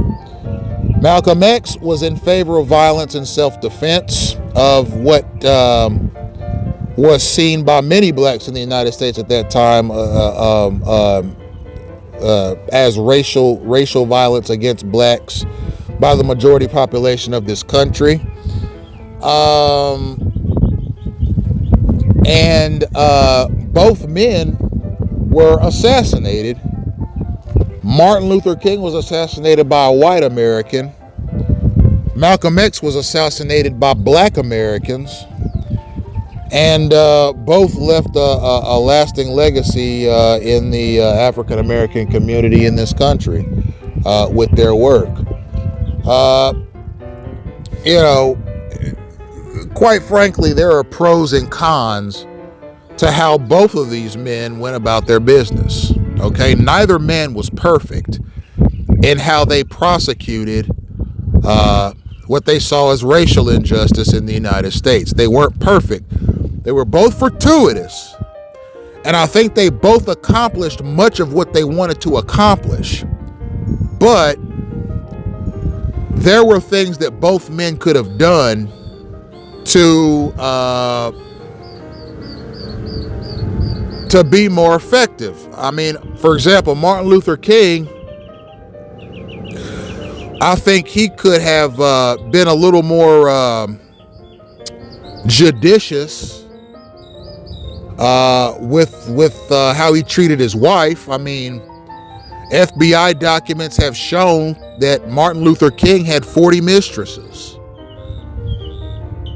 I mean, I think that he could have been more conscientious in that regard. And I think that his trajectory through his life and through the civil rights movement would have been smoother if he had have been loyal to the woman that he married. I mean, sexual improprieties by politicians against their spouses is oftentimes catastrophic to that political personality. Now, the man that assassinated Martin Luther King was probably not assassinating him in protest for having 40 mistresses. It was obviously in protest for the accomplishment that this very dynamic black man showed. But I think that Martin Luther King's trajectory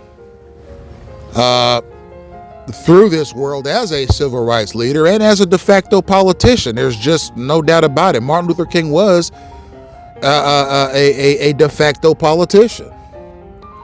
I think his trajectory through this world would have been smoother as a very visible politician if he had been more scrupulous with his dealings with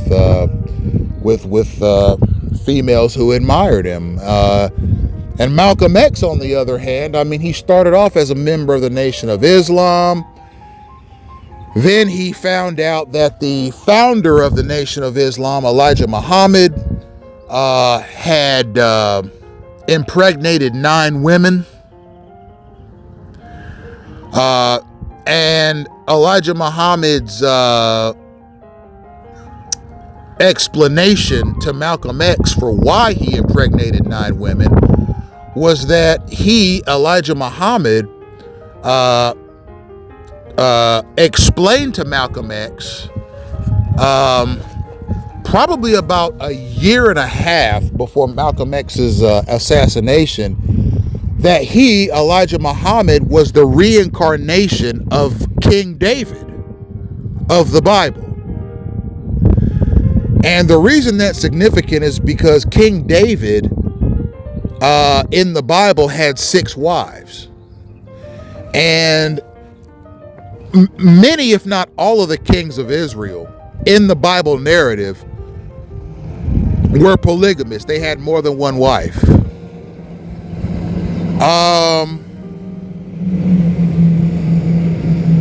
So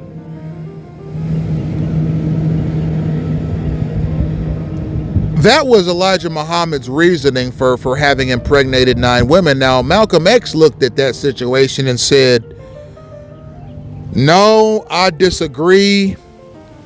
The founder of the Nation of Islam, Elijah Muhammad, and mind you, the Nation of Islam is not Islam proper. Okay, it's not the Islam of the Middle East. It was a black political dissident group that was founded by Elijah Muhammad in Chicago as a way of getting blacks away from Christianity, which Elijah Muhammad believed bastardized black thought and the black political reasoning. So he wanted to bring Islam, which is a Middle Eastern and semi-Oriental religion, to the black consciousness as a substitute for Christianity, which he saw as a bigoted institution. And there was esoteric occultism in the Nation of Islam in those days, and Elijah Muhammad saw himself as a divine figure and as the reincarnation of King David. And Malcolm X disagreed with that and basically said that Elijah Muhammad was sexually impure, and he divorced himself from the Nation of Islam, and the Nation of Islam saw Malcolm X as a traitor because of that. And at some point, Malcolm X became a marked man by the Nation of Islam, although there's no direct evidence that says that members of the Nation of Islam killed Malcolm X. We do know, however, that it was black people that killed Malcolm X. The same black people that Malcolm X fought for in his political rhetoric. So that was a very unfortunate end for Malcolm X. So yeah, I mean, these were some of the issues that were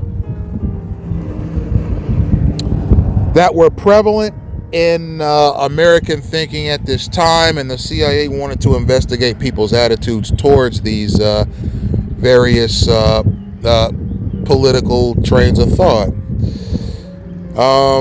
So we're going to move down into the next article. It is from the Columbia Journalism Review. This publication was produced in March and April of 1981.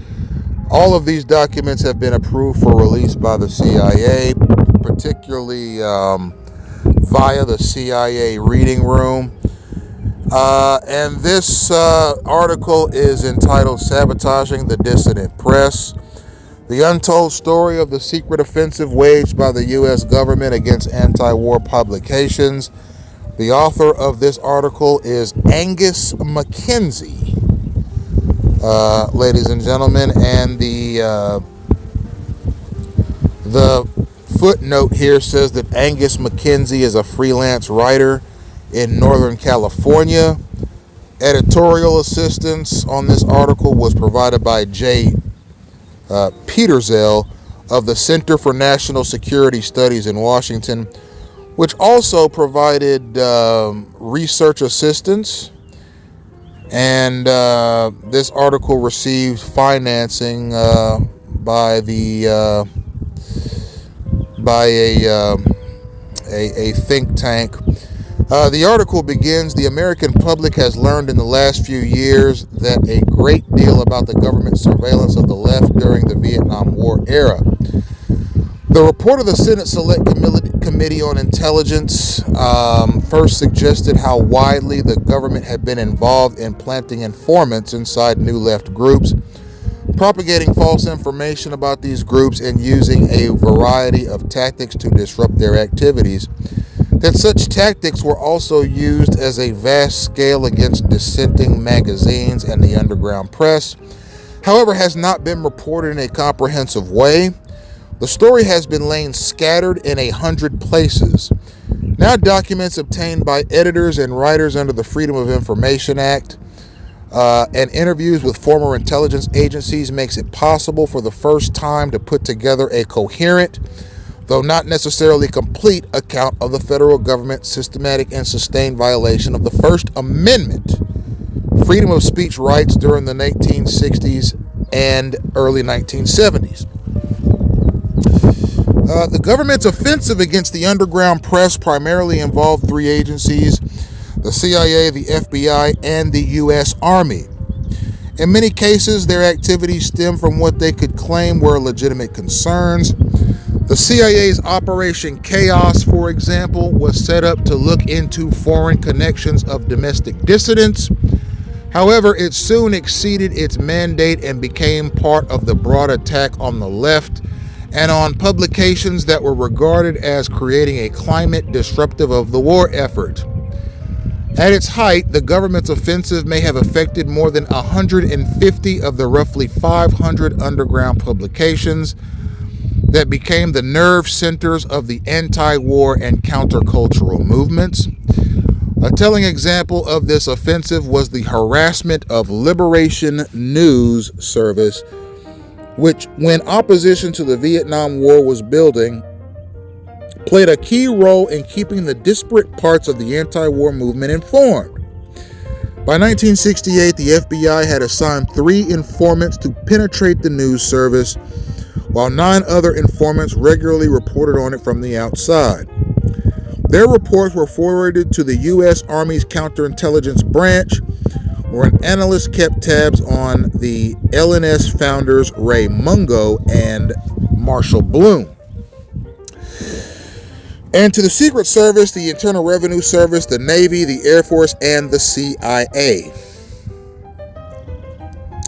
The FBI also attempted to discredit and break up the news service through various counterintelligence activities, such as trying to make LNS appear to be an FBI front, to create friction among staff members, and to burn down the LNS office in Washington while the staff slept upstairs.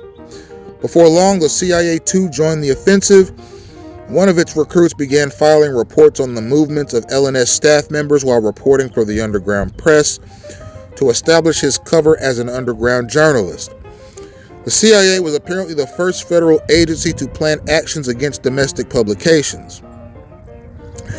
Its Operation Chaos grew out of an investigation of the Directorate of Plans assigned to the counterintelligence agents Richard Ober the task of putting together information on ramparts, including any evidence of subversion, and devising proposals for counteraction. While those proposals remain secret, several details relating to the ramparts operation have become known.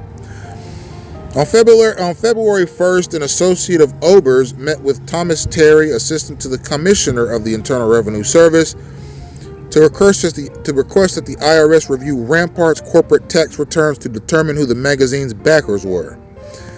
Terry agreed to do so.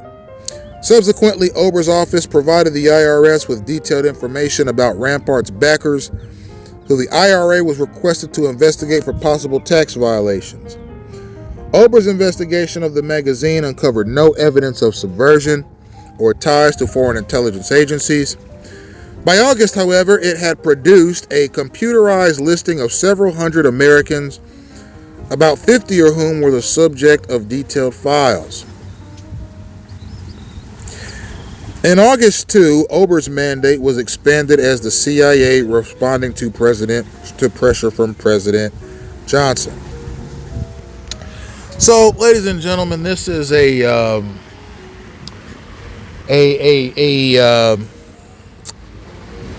summary of some of the activities of the U.S. federal establishment towards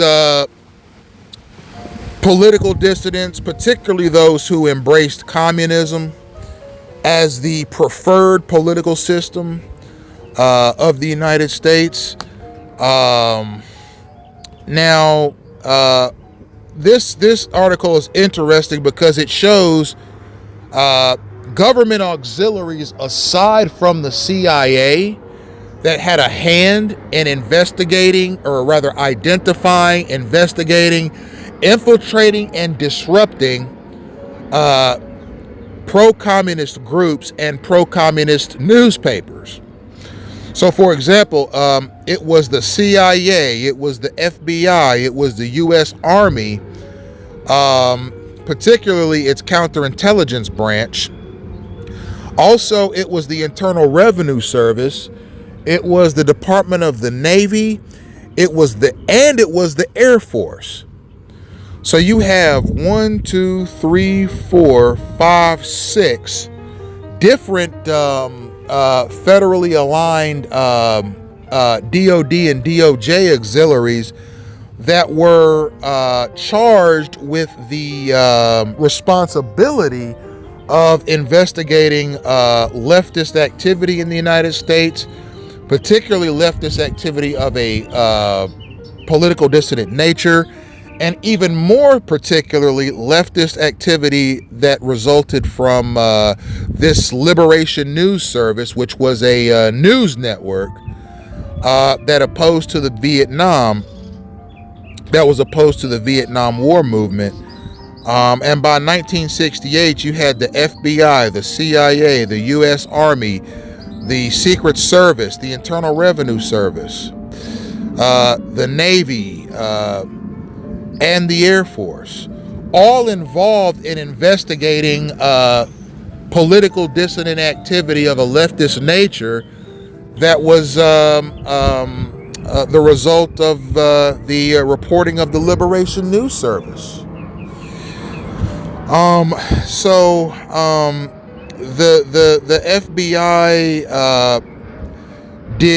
FBI and the CIA in particular decided to try and disrupt the Liberation News Service, which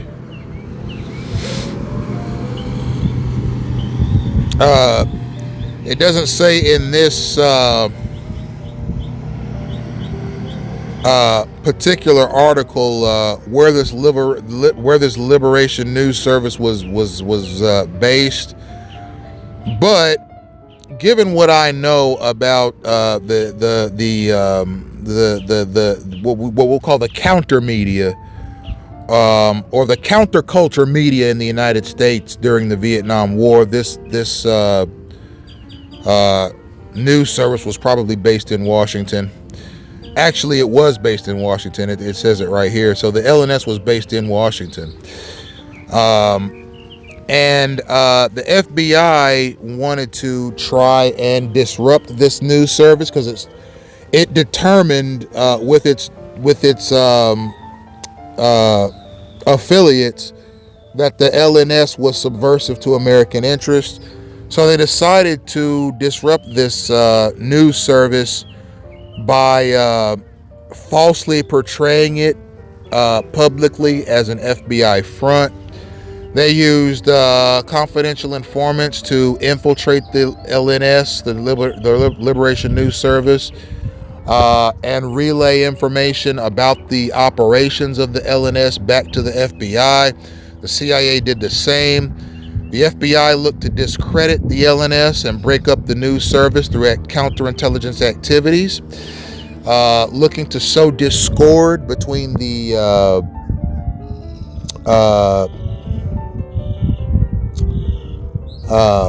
staff members of the LNS by making them suspicious of one another with respect to who might be an FBI agent undercover and who might not. With respect to the staff members who worked in the LNS, the FBI also sought to burn down the LNS office in Washington while the staff slept upstairs. I don't know if that was an attempted murder or if they were just trying to scare them or if they just wanted to destroy the facility. It's hard to say. But the FBI sought to burn down a Liberation News Service office, its Washington office, okay, its main office, while the staff slept upstairs. Now, keep in mind, a lot of times in these newsrooms, particularly at this point in history, in American history, in the 60s and 70s era, a lot of these people actually slept and spent the night at work.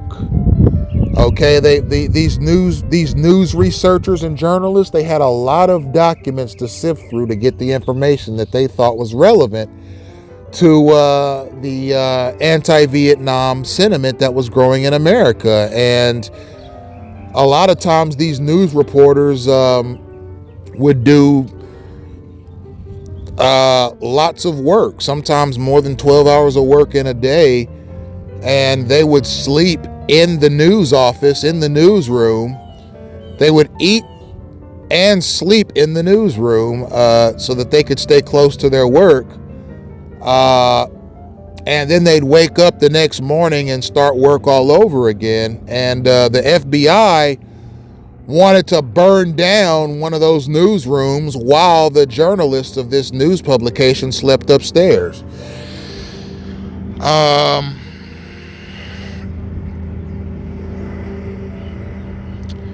and the CIA started espionage activities on these news journalists, on the stuff they did when they left the office. And the CIA wanted to plan covert actions against domestic publications. Operation Chaos was the was sort of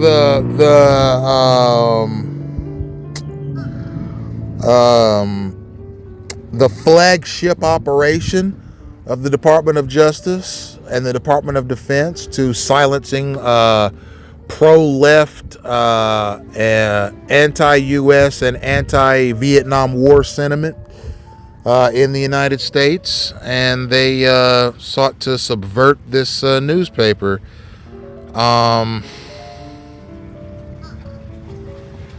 apparently there was some sort of a magazine called Ramparts Magazine that the CIA grew weary of with respect to its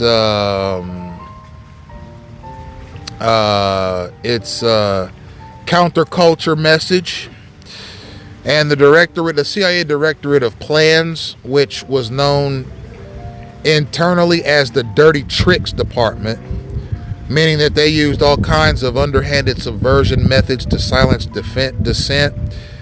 They assigned to a counterintelligence agency named Richard Ober the task of investigating Ramparts Magazine and putting together evidence of subversion and finding a way to counteract Ramparts Magazine. And they were obviously going to use subversion tactics, probably break-ins to the Ramparts Magazine's offices. They probably damaged the office. They might have stole equipment out of the office that the journalists needed to do their jobs.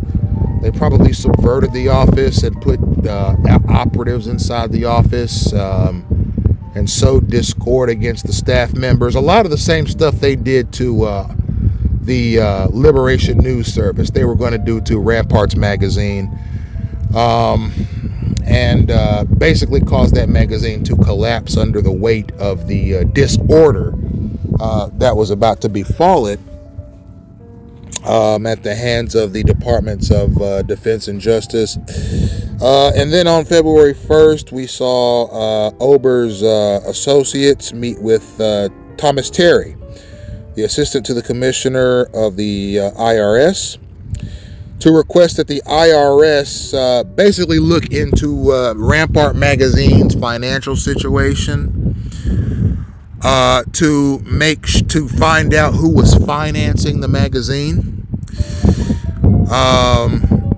So Ober's office succeeded, and they found detailed information about who was financing Ramparts Magazine.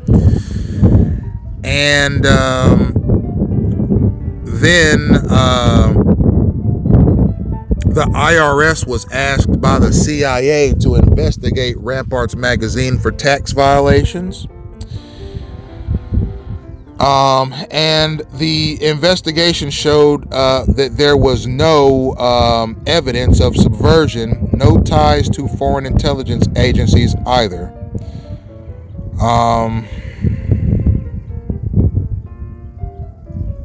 So apparently Ramparts Magazine was clean. They were a political dissident magazine that were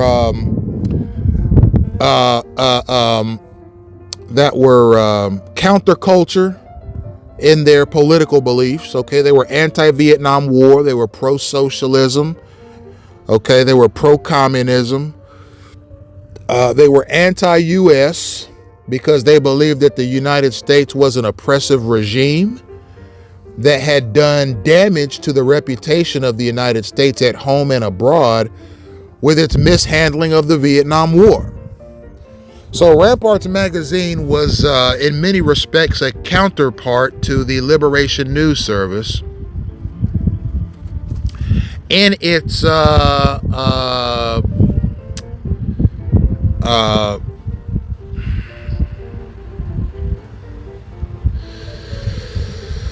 in its political ideology.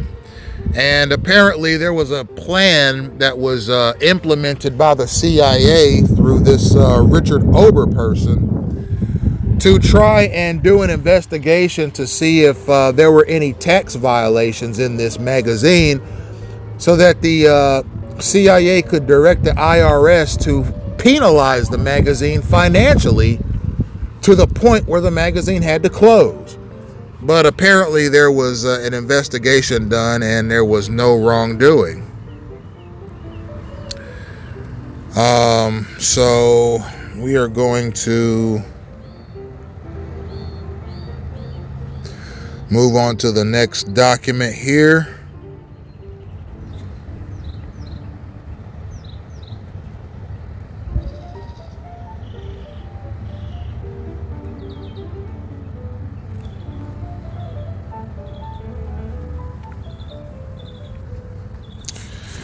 And we are approaching our final 3 documents, ladies and gentlemen. We will do examinations on each and close the lecture.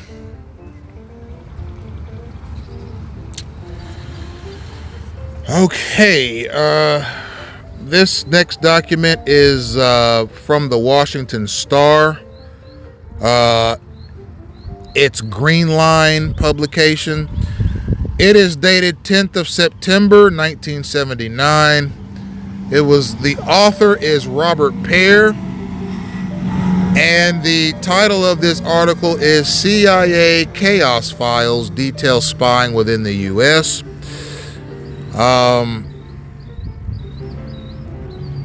The article reads, newly released documents suggest that CIA counterintelligence programs known as Operation Chaos involve surveillance of American citizens on a scale much larger than previously realized. The files indicate that CIA infiltrated political groups in the United States in order to collect purely domestic information unrelated to foreign intelligence purposes. But CIA operations of this type repeatedly encountered resistance from agency employees who considered the program illegal. These and other details of domestic spying by the CIA are contained in documents obtained in a civil suit against the agency by a woman claiming damages for illegal surveillance of her political activities. Operation Chaos was the government's counterintelligence program against anti-war activists and others it considered radicals in the 1960s and 70s. A commission headed by former Vice President Nelson A. Rockefeller concluded that some domestic activities of Operation Chaos unlawfully exceeded the CIA's statutory authority. CIA files show that in the course of Operation Chaos, the agency collected information on the Reverend Dr. Martin Luther King, his widow, Coretta Scott King, former Representative Bella Asbug, the Democrat from New York, and Representative Ronald Dellums, the Democrat from California. The information, in most cases, concerned their foreign policy views, especially in opposition to the Vietnam War. At the request of the FBI, the CIA also apparently collected information about overseas movements of 3 Indian activists associated with the American Indian movement. The names of the 3 were deleted from the released files. All right, in the next section, what we'll do is we'll analyze this particular document section by section, as opposed to reading through the entire document and giving an examination of it in its entirety. This is a sectioned news article, so we'll investigate it as such. So the first section of this basically shows that the CIA was found to have been infiltrating political dissident groups in the 60s and 70s, particularly those associated with political dissident groups that were opposed to the Vietnam War. Operation Chaos was a counterintelligence program that was against anti-war activists. Now, we see again a reiteration of what the former Vice President Nelson Rockefeller had to say about the CIA's Operation Chaos that it unlawfully exceeded the CIA's boundaries. So according to the former Vice President Nelson Rockefeller, this Operation Chaos was illegal because it as a procedure, it overreached into the lives of Americans, and stifled political dissent, which is protected under the First Amendment to the U.S. Constitution.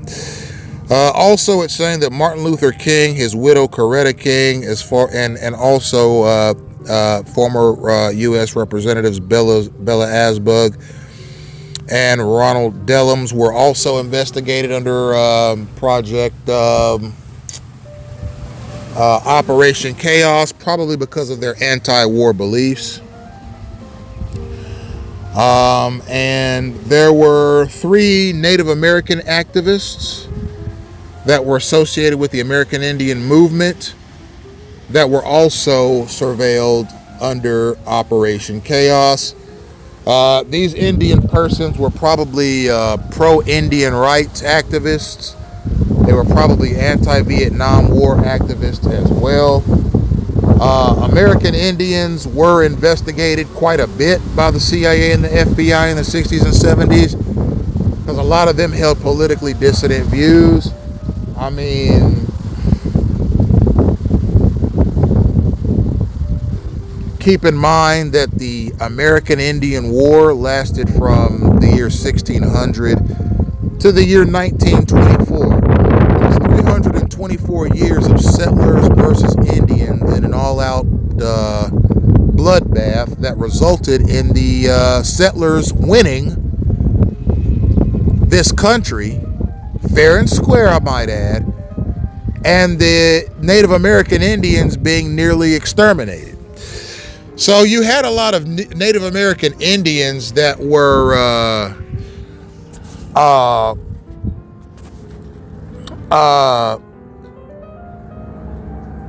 disgruntled about how that war concluded. By the time this article was written, we were only 55 years removed from the conclusion of the American Indian War. And American Indians had all kinds of gripes against the United States stemming from their status as a marginalized indigenous group. I mean, but the United States has made great strides in my estimation, ladies and gentlemen. To digress for a second, with Native American Indians, they were given their own reservations that were semi-autonomous throughout the United States. They were answerable largely to themselves. They were given ranches. They were given farms.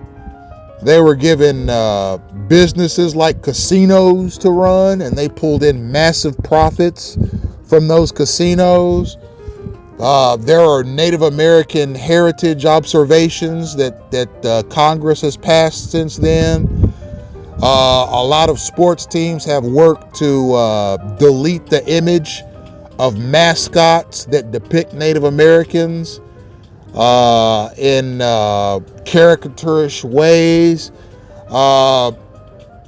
There have been Native American politicians in this country since the conclusion of the American Indian War, and Native American culture is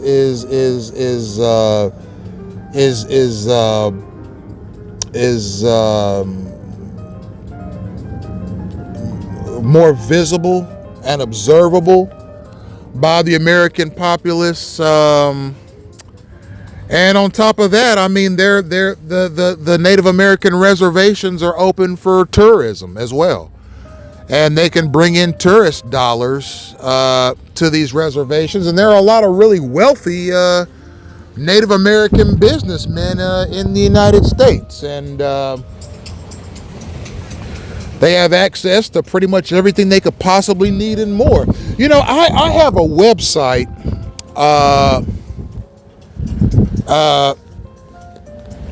that's that has a principal topic of the American Indian Wars. And I have a second website that's about the life of Tom Quick Jr.,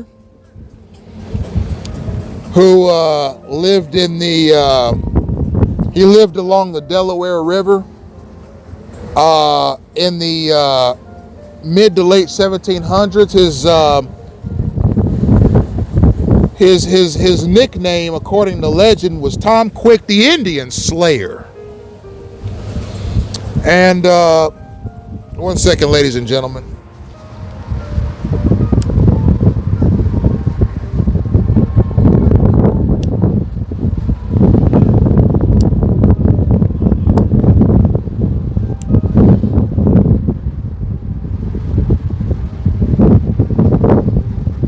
Tom Quick the Indian Slayer became famous for his legend that while a 15-year-old boy who went hunting with his father and his younger brother along the Delaware River was ambushed by a wild pack of Lenape Indians.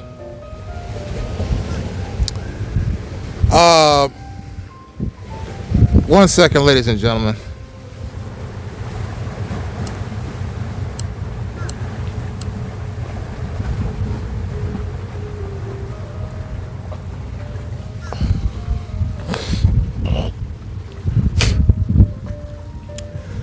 And the Indians started shooting at the three of them.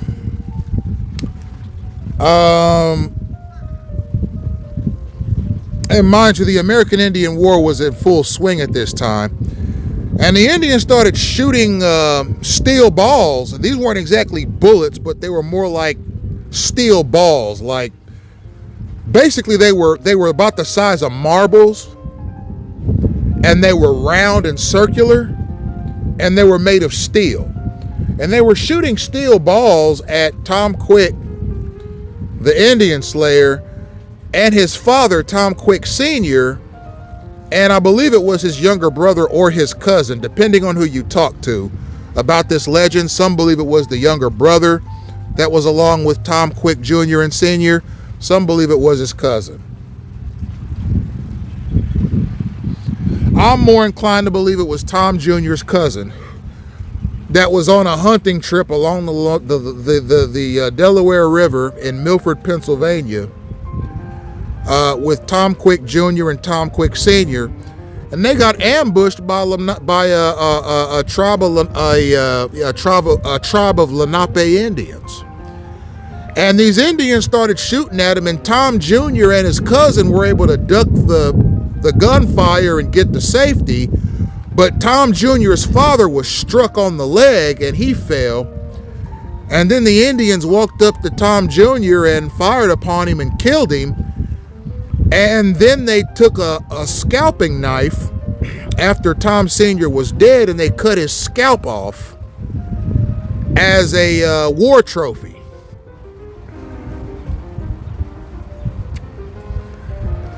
Now, the Indians didn't know this. They thought Tom Jr. and his cousin had escaped, but Tom Jr. and his cousin were hiding, and they saw what happened. And Tom Jr. saw what happened to his father. And when Tom Jr. got older, he swore an oath that he would kill as many Lenape Indians as possible. And Tom Jr., according to legend, built a 7-foot rifle that was very powerful and went on a killing spree of the Lenape Indians and killed 100 of them, including his good friend, one of his hunting buddies. And he killed 100 Lenape Indians, men, women, and children, to avenge his father's death. And as legend has it, when Tom Quick, the Indian Slayer, just before he passed away, he allowed himself to get infected with typhoid, so that when the Indians dug up his dead corpse, they would all catch typhoid and die. And it worked. When he died, he was buried, and the Indians, the Lenape Indians, the remnant of them, found his dead body and dug it up so they could defile it. And they took the corpse back to their village, and a whole gang of Indians ended up with typhoid fever from having handled Tom Quick, the Indian Slayer's dead body. And that was a war tactic that Tom Quick used in death, so that he could kill even more Indians when he died, because he knew they were going to dig up his body. So he allowed his body to get infected with a deadly disease, so when they dug it up, they'd all catch it and die. So there's no telling how many more Indians Tom Quick, the Indian Slayer, killed by allowing himself to intentionally get infected with a disease. So eventually a monument to Tom Quick was built by the City Council of Milford, Pennsylvania. They built a monument to this man. And in 1997, about 200 years after Tom Quick's death, some Indians, some local Indians in Pennsylvania, in the middle of the night, in the wee hours of the morning, they all walked up to Tom Quick, the Indian Slayer's monument, and smashed it with sledgehammers. And that monument is no more. And years later, an admirer of Tom Quick, the Indian Slayer, built a hotel in his honor. It's called the Tom Quick Inn.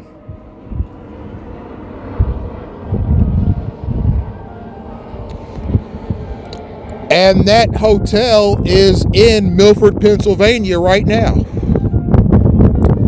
And I heard that they serve amazing seafood there.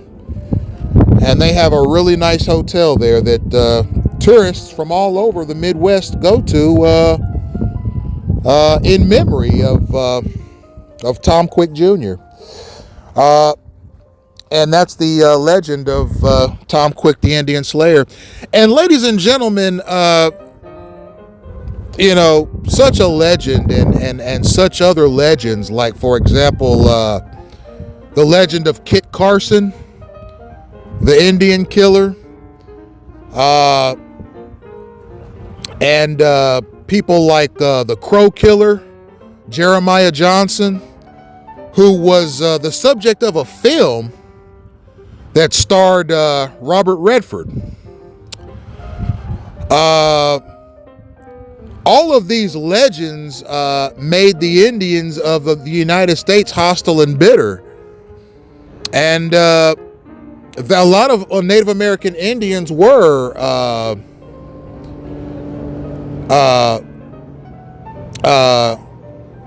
political dissidents because of that anger and disgruntled feelings of being disgruntled, because it was the legends of these Indian killers and these Indian slayers and these Indian fighters who got famous through novels on their lives and through movies about their lives and their fights against the Native American Indians, made the Indian population of the America even more angry.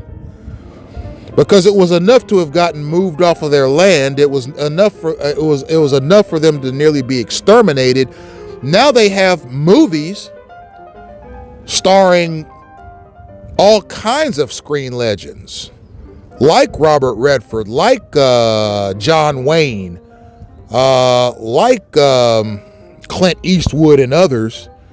And there was a huge market for cowboy versus Indian movies as well in the United States. Now, mind you, Cowboys versus Indian is different than Indian fighter versus Indian. Okay, Tom Quick, the Indian Slayer, was an Indian fighter. Kit Carson was an Indian fighter. Jeremiah Johnson was an Indian fighter. Okay, they weren't cowboys. The cowboy versus Indian narrative came around about 150 years later. Then you started seeing the cowboy versus Indians narratives, which was essentially the remnant of the American Indian Wars, and a lot of those wars, it wasn't just cowboys versus Indians, but there were also federal troops that were sent to what was known as the Wild Wild West in those days,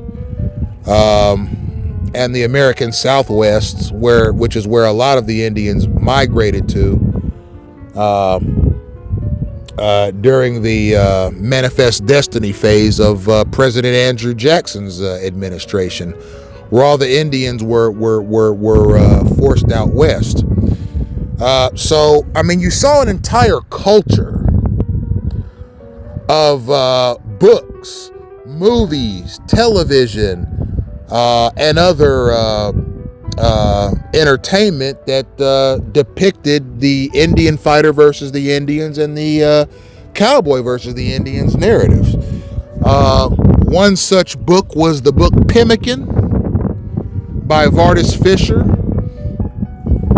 which detailed the fur trapper wars between rival fur trapper companies. Okay, fur trappers would go out into the wilderness looking for furs, bear furs. This was all here in the American Central region, if I'm not mistaken, and the American West. Fur traders would send fur trappers into the wilderness to find bear furs and deer furs and I believe mink furs and valuable furs. And these fur trappers, a lot of them were mountain men and had above average survival skills in the American mountains. And they were able to survive for months on end in the wilderness. Some survived in the wilderness for years at a time, hunting furs for these fur trading companies. And the more furs you brought back, the more of a commission you got off of the furs from these companies. And a lot of these fur trappers who were commissioned to go out into the wilderness and find furs, they would hunt the furs. A lot of times they'd encounter Indian tribes and they'd have to fight Indians as they were hunting for furs. You know, a lot of these guys would kill off as many Indians as they could so that their activities in the fur trading business would be easier. And a lot of these fur traders took Native American girlfriends as their sexual companions while they were out in the wilderness hunting furs to satisfy those urges that arose when they were out in the wilderness by themselves. A lot of times for months on end, fur trapping.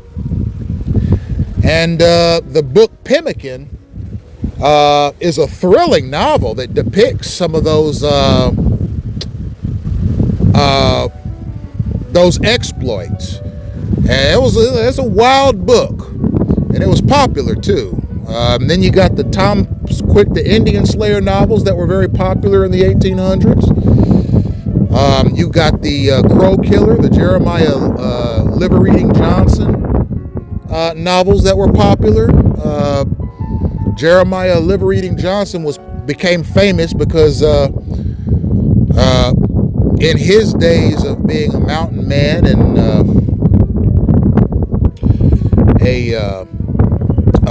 essentially a bounty hunter,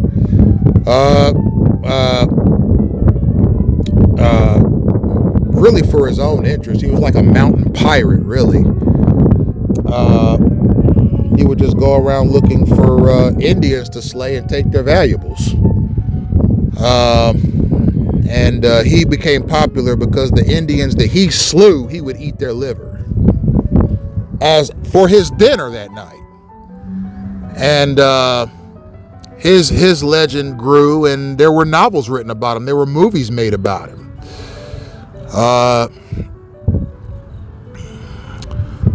I believe the movie about his life starring Robert Redford also starred a number of popular Hollywood actresses like I think Katharine Hepburn was in that movie too. So, I mean, the Indian Slayer narrative was very popular in these days, and as a result, there were a lot of politically dissident Indians who disliked American culture, and they disliked American sports because there were so many sports teams that had Indians as their mascot. I mean, you got the Florida State Seminoles, you got the Washington Redskins, you got the Cleveland Indians.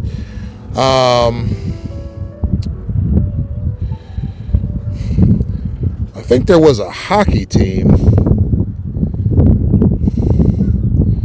the Chicago Blackhawks, or something to that effect, which was apparently an Indian tribe. I got to brush up on that one, but so many references to Indians that were less than. And apparently, sometime in the 90s, an author named Sherman Alexie wrote a novel called Indian Killer, which featured a reverse narrative to the Indian Slayer narratives of the 1800s and the early 1900s. Indian Killer depicted a Native American person who was apparently a Seattle, Washington businessman, quit his job and just go through Seattle killing white people. So it was kind of a reverse narrative to the Indian Slayer narrative that was so popular during these times. And there were a lot of Indians that were very politically dissident, and the CIA investigated them.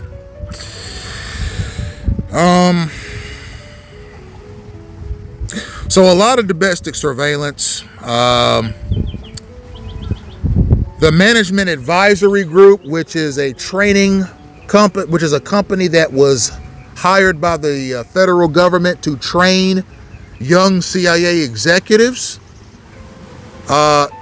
basically wrote to the CIA's director, Director Helms, and said, you know, you need to get this Operation Chaos situation under control because it's capable of causing a great deal of embarrassment to the CIA.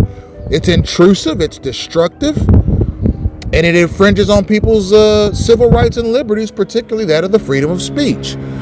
Now, looking back on a lot of these CIA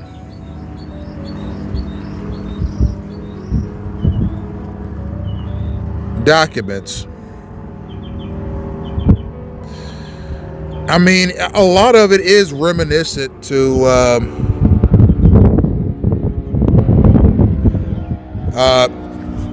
Project COINTELPRO and Project MKUltra, etc. I think that with COINTELPRO, MKUltra, and Operation Chaos, I think these programs should have focused more on the knuckleheads of the political dissident movements, rather than focusing on everyone who was a political dissident. I mean, you're gonna have political dissidents in a country. There's no way around it. There's no way around political dissidents. You're always going to have political dissidents. I don't think spying on and disrupting them is the way to go. But the ones who were pro-terrorists, the ones who were pro-violent, okay, go ahead, disrupt them, spy on them. Tear their organizations to the ground if they have the capacity to harm people. I don't think anybody has a problem with that. The problem was when innocent Americans were subject to these spying, disruption, and harassment protocols. That's where it became a problem. That's where it became embarrassing.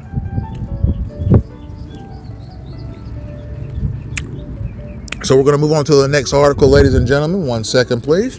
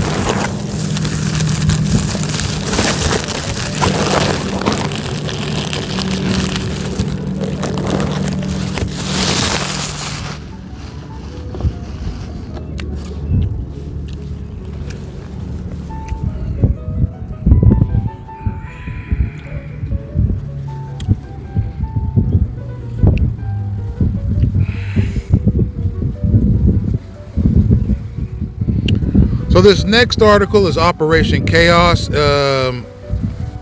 files on 7200. This article was written by the staff at the Washington Post.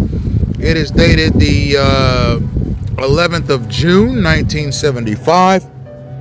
The subtitle is Anti-War Groups and Dissidents Were Targets of Improper Programs. The staff writer responsible for this article is George C. Wilson. And the article reads, the Central Intelligence Agency unlawfully exceeded its authority of spying on thousands of Americans in this country under a secret program. A highly secret program codenamed Operation Chaos. President Ford's CIA commission, in findings revealed yesterday, disclosed that the agency spread such a wide net in this improper operation that the names of 300,000 Americans and their organizers ended up in a computerized index.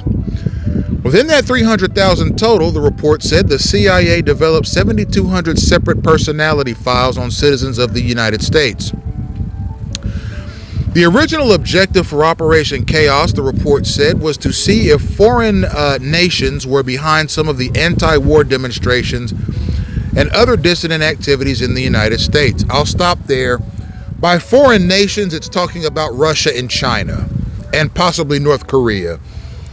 The CIA and the FBI both were of the mindset that anti-Vietnam sentiment in the United States, anti-Vietnam protests in the United States, anti-Vietnam student demonstrations and publications and pro-left groups and newspapers were the work of communist countries like Russia, China, and North Korea. So the CIA and the FBI both did extensive investigations to see if foreign countries like the communist countries of the East were behind the anti-Vietnam War sentiments that were very strong in the United States in the late 1960s onward.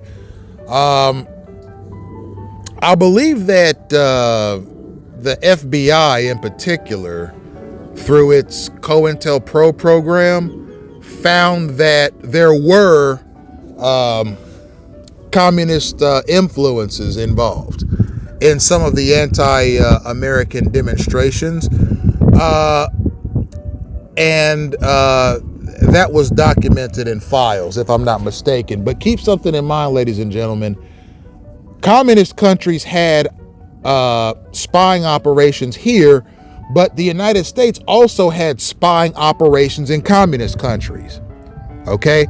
Communist countries had and fostered political dissidents against the U.S. here, but the U.S. also tried to spark anti-communist motivations in communist countries. You see, there was mutual spying and mutual disruption between the United States and communist countries. They were in a war of opinion here. Okay, and ultimately, I mean, it's just simply a matter of fact. Communist countries and capitalist countries, particularly in the 1960s and 70s, were very anxious, very paranoid, and very distrustful of one another. And they spied on one another using their intelligence agencies. And actually, part of MK Ultra was the CIA's way of attempting to develop biological and chemical agents to use on Russian spies that were caught by the U.S. to make them tell the truth about their spying operations. And a lot of the chemicals and biological agents that the CIA wanted to use as truth serums on communist spies, they experimented with these chemicals and biological agents on everyday U.S. citizens that had nothing to do with spying. And that's what made that program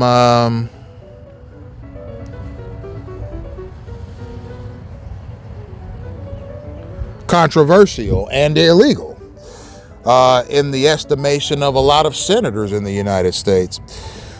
So I'm going to continue on. And mind you, the print on this article is a little faded, so I'll read this particular article as fluently as possible. The commission said that the operation ran out of I can't really make out that word. It's the text on this page is very faded. But anyway, the operation ran out of resources during its 6-year period, and this program, Operation Chaos, ran from August 1967 to March of 1974. So about 7 years this program ran. And it intruded into the domestic surveillance beyond the agency's charter, meaning the CIA overstepped its boundaries when gathering data on political dissidents in the U.S., particularly this database we keep hearing about that contained the names of 300,000 United States citizens that were suspected of having traitorous views toward the U.S. Okay, that list made those particular U.S. citizens prime pickings for harassment campaigns against them and their families. It says the documentation of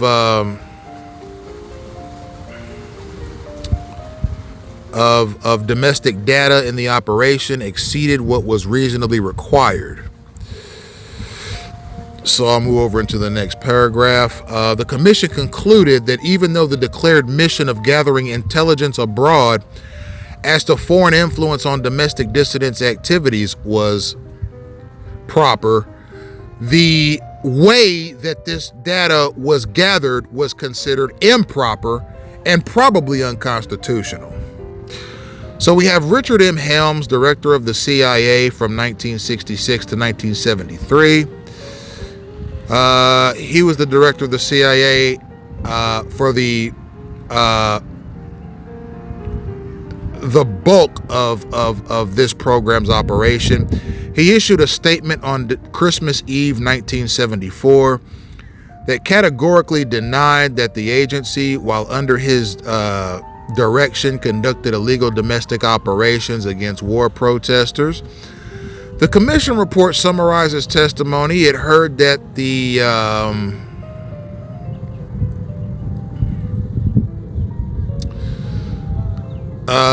that Director Helms played a direct role in Operation Chaos, even to issuing a directive ordering CIA field executives worried about going beyond their charter to cooperate. The report supports past statements by James J. Angleton, former head of the CIA's counterintelligence operations, that he did not run any special group spying on Americans, said the report. The available evidence indicates that the chief of counterintelligence had little connection with the actual operations of chaos. According to a CIA memorandum in May 1969, Director Helms specifically instructed the chief of the operation to refrain from disclosing part of his activities to the counterintelligence chief.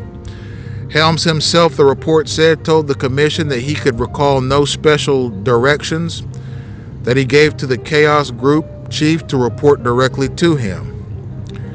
Former President Johnson provided the initial impetus for Operation Chaos in 1967 when he asked the CIA to investigate whether foreign influences were behind radical disorders in the United States.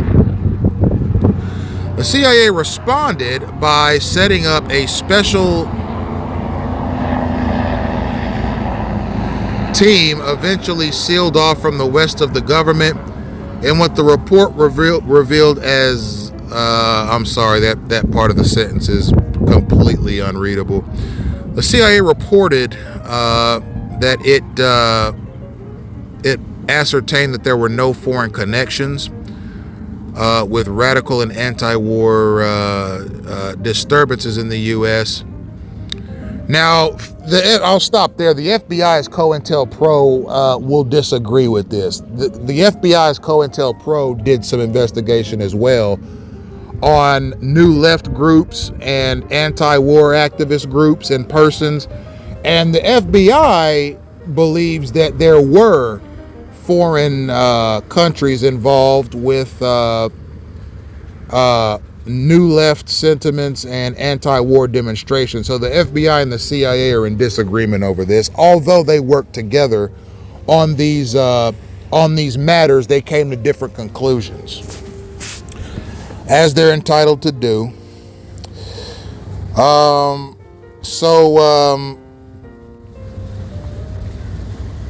I'm going to skip upwards because again, a lot of this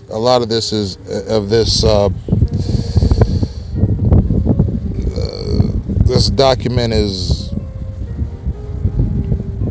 unreadable.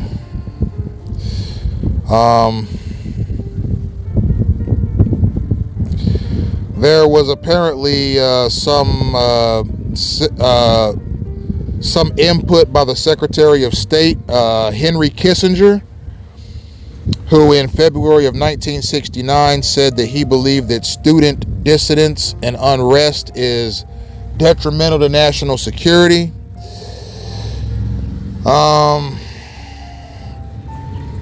And he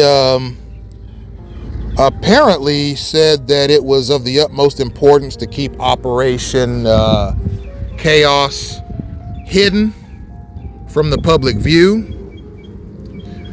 because of the bad reputation it could give the CIA and the U.S. typically.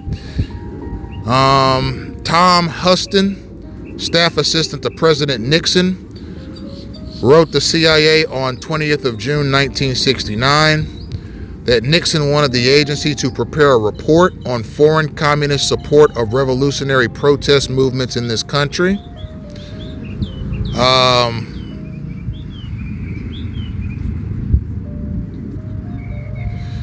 All right, there were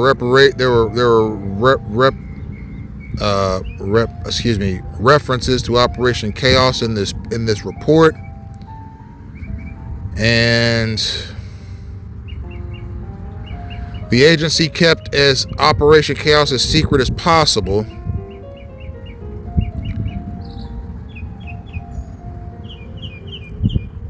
However, it leaked out anyway. Just like gang stalking. Gang stalking wasn't supposed to leak out either.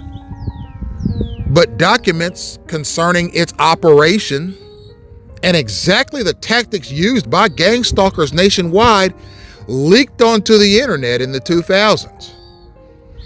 And it's been a true blessing for targeted individuals like myself, because I can go right online, look at the information that's been leaked on gang stalking, on Project Gang Stalking, compare it to my own situation, draw parallels, and communicate my thoughts, opinions, and suggestions to the United States populace and to the global community throughout the world as freely as I want to under the auspices and the freedoms that are outlined in the First Amendment to the United States Constitution. Freedom of speech, ladies and gentlemen. So I'm going to stop there on that particular article. As I said, it is very blocked out or very faded. The lettering on that article is faded, but we pretty much got the general gist of it. It just kind of gets into some of the executives' ideas of this program. They believe that the program was not CIA executives, but political executives like senators, Congress people, the Secretary of State, etc. They were all in unison in basically saying that this program was illegal and that it put an undue sociological burden on the American people. It was intrusive, it was unconstitutional, it stifled freedom of speeches, it went after innocent political dissidents, and it caused disruption where disruption simply wasn't necessary.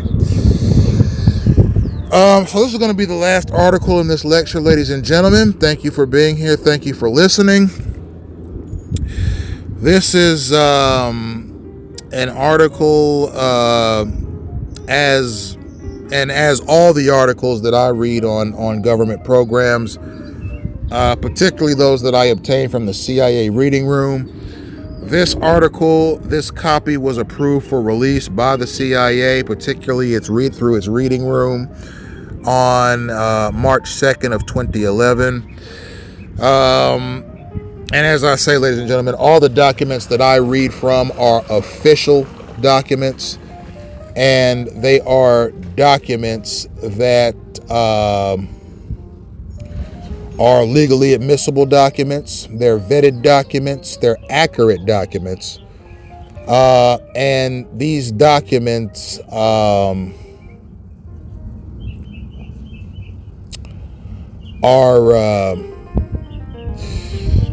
many of them are kept in the CIA's reading room on the CIA's online platform. And all of these documents that involve CIA programs and operations are approved for release. All of them are approved for release by the CIA, but particularly those held in its reading room. And there are similar documents kept in the FBI vault, particularly the online vault that you can discover at vault.fbi.gov.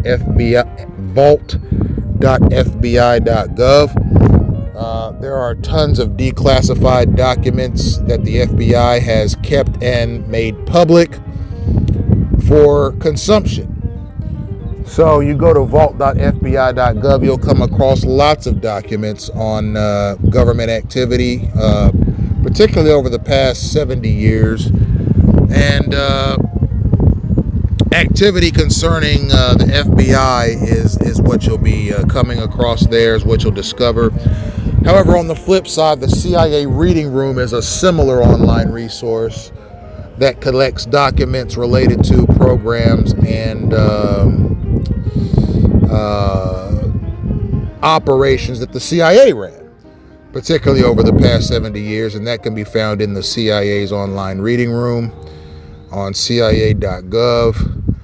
And all of the documents that I read that are from the CIA reading room are legally admissible, they're official, they're accurate, and they are approved for release by the CIA in various points in time, particularly over the past 30 years or so. And the FBI documents similarly are tried, tested, and true with respect to their authenticity and their reliability with respect to the information disseminated. So what we have here is an article approved for release by the CIA in March of 2011. It's from the CIA reading room. It is a news article that is kept by the CIA. It is called Operation Chaos, the CIA's illegal spying bared. The subtitle is Rocky Report Urges Curbs. And the writer of this article is Harry Kelly of the Chicago Tribune Press Service. And this is, for all intents and purposes, a Chicago Tribune newspaper article.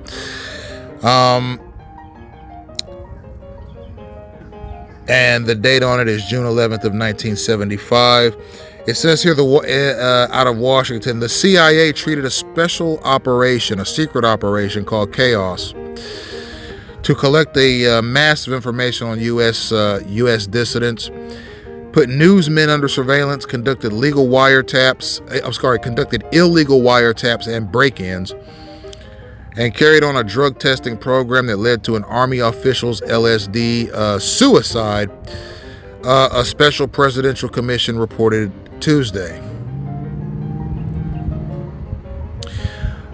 So what I think this author is doing is this Army official's LSD suicide, that's a reference to Dr. Frank Olson, who was an Army scientist, an Army biologist, and an Army biomedical researcher who lived in the mid-1950s. He was experimented on by another doctor named Dr. Sidney Gottlieb. He was experimented on with LSD as a part of another program called MK Ultra, which is not affiliated with with Project Operation Chaos. I think this author was mistaken that the LSD poisoning of Dr. Frank Olson by Dr. Sidney Gottlieb was a part of Operation Chaos. That was not a part of Operation Chaos. That was a part of MK Ultra, which was a whole separate CIA program. But I'm glad he mentioned that, because it goes to show that the CIA's experimentation protocols led to the demise of good Americans like Dr. Olson. So the next paragraph reads, these and other domestic activities, including the opening of thousands of letters and searching local policemen, how to pick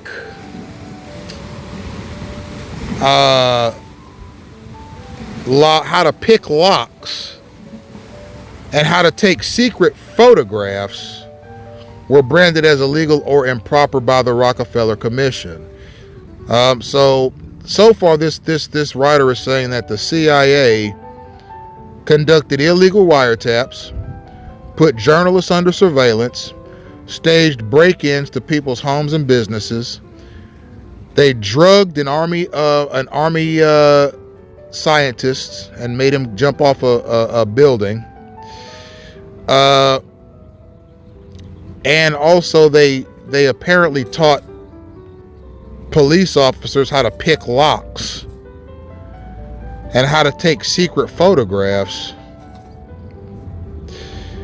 And this activity was branded as illegal or improper by the Rockefeller Commission, which was a government body that was headed by the former VP of the United States, Nelson Rockefeller. They did an investigation of Operation Chaos and found that it was illegal and unconstitutional. And then the Rockefeller Commission recommended 30 steps to curb abuses in the future. Then it said this 8-member commission said that it found no credible evidence that the CIA was involved in the assassination of President Kennedy.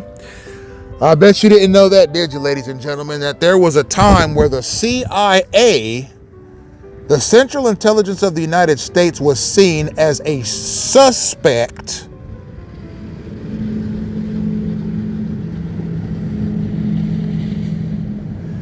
in the assassination of a sitting U.S. president,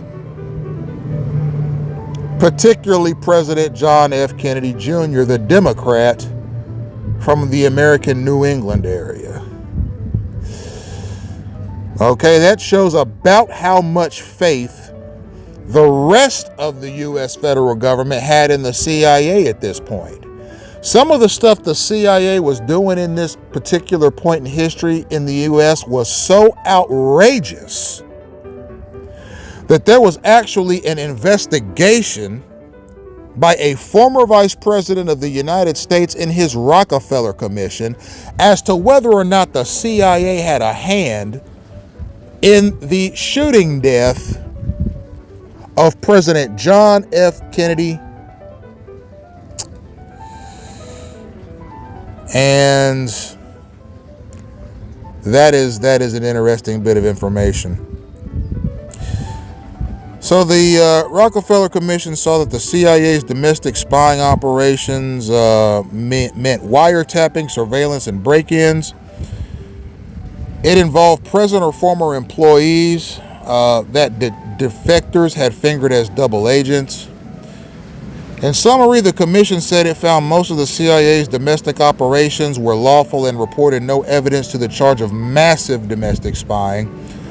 It also included that there is no evidence indicating the CIA either had advanced knowledge or participated in the break-ins at Dr. Lewis Fielding's psychiatric office or the Democratic National Committee at Watergate. But the commission, in its fascinating account of CIA domestic cloak and computer activities, noted with gentlemanly tartness that despite its generally clean record, the agency had in its 23 years engaged in some activities that should be criticized and not permitted to happen again. Among them is Operation Chaos, President Lyndon Johnson's demands for better intelligence in the face of domestic violence and demonstrations. The CIA established a special operations group, later to hear the cryptonym Chaos, to collect, coordinate, evaluate, and report on the extent of foreign influence on domestic dissent. Most of the information was collected from the FBI on CIA field stations.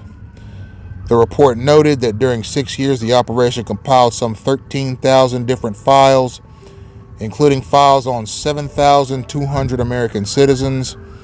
The documents in these files and related materials included the names of more than 300,000 persons and organizations which were entered into a computerized index.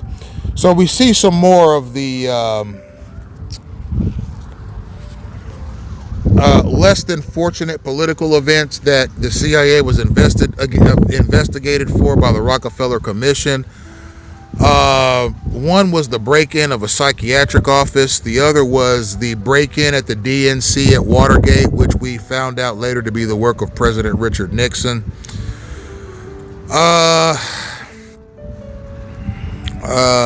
And we also see where 7,200 American citizens were seen as subverters and political dissident subverters, and that 300,000 U.S. citizens had their names put in an index as suspicious or potential subverters. And there at this time were many presidential requests for intelligence for Operation Chaos, and a lot of the agents that were used to collect information infiltrated dissident groups, not just student dissident groups, but non-student dissident groups as well. The CIA's Chaos agents made use of mail covers and intercepted the mail of thousands of United States citizens to try and find out if there was any foreign influences going on in the United States concerning anti-war protests or leftist sentiments and so forth.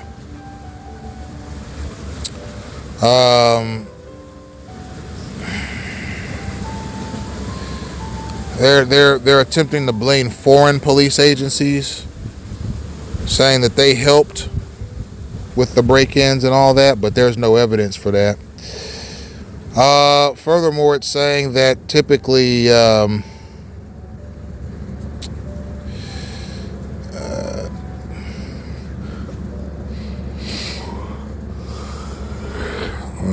1 second, please. The operators of Operation Chaos gathered most of their data from their own field offices. And the commission noted that no evidence was found that any Operation Chaos agent was directed by the agencies to use electronic surveillance, wiretaps, or break-ins in the United States against any dissident or individual group. And there was also some drug testing, some LSD testing. I'm going to paraphrase this. There was an interest by the CIA as to whether or not the Soviet Union was experimenting with LSD as a mind control device. The CIA started its own experiments with LSD, starting in the late 40s and going on into the late 60s. So about 30 years. And records concerning this program were ordered destroyed in 1973, including 152 files. The commission found that the testing protocol was conducted on an unsuspecting subjects in normal social situations. And there were records destroyed of MK Ultra, but still there were at least 8,000 that survived. With respect to Operation Chaos, we aren't told how many records were destroyed or survived. We just know that there was a request to destroy documents, but that request was denied by a federal judge, Judge June Green, if I'm not mistaken, and she did the right thing by preserving these documents and making sure that they reached the Congress of the United States for investigation. The author of this document here he's essentially interweaving MK Ultra and Operation Chaos. He's reporting them as the same program, and they're not the same program. They had similar auspices. Okay, meaning that, they both used spying, they both used illegal spying.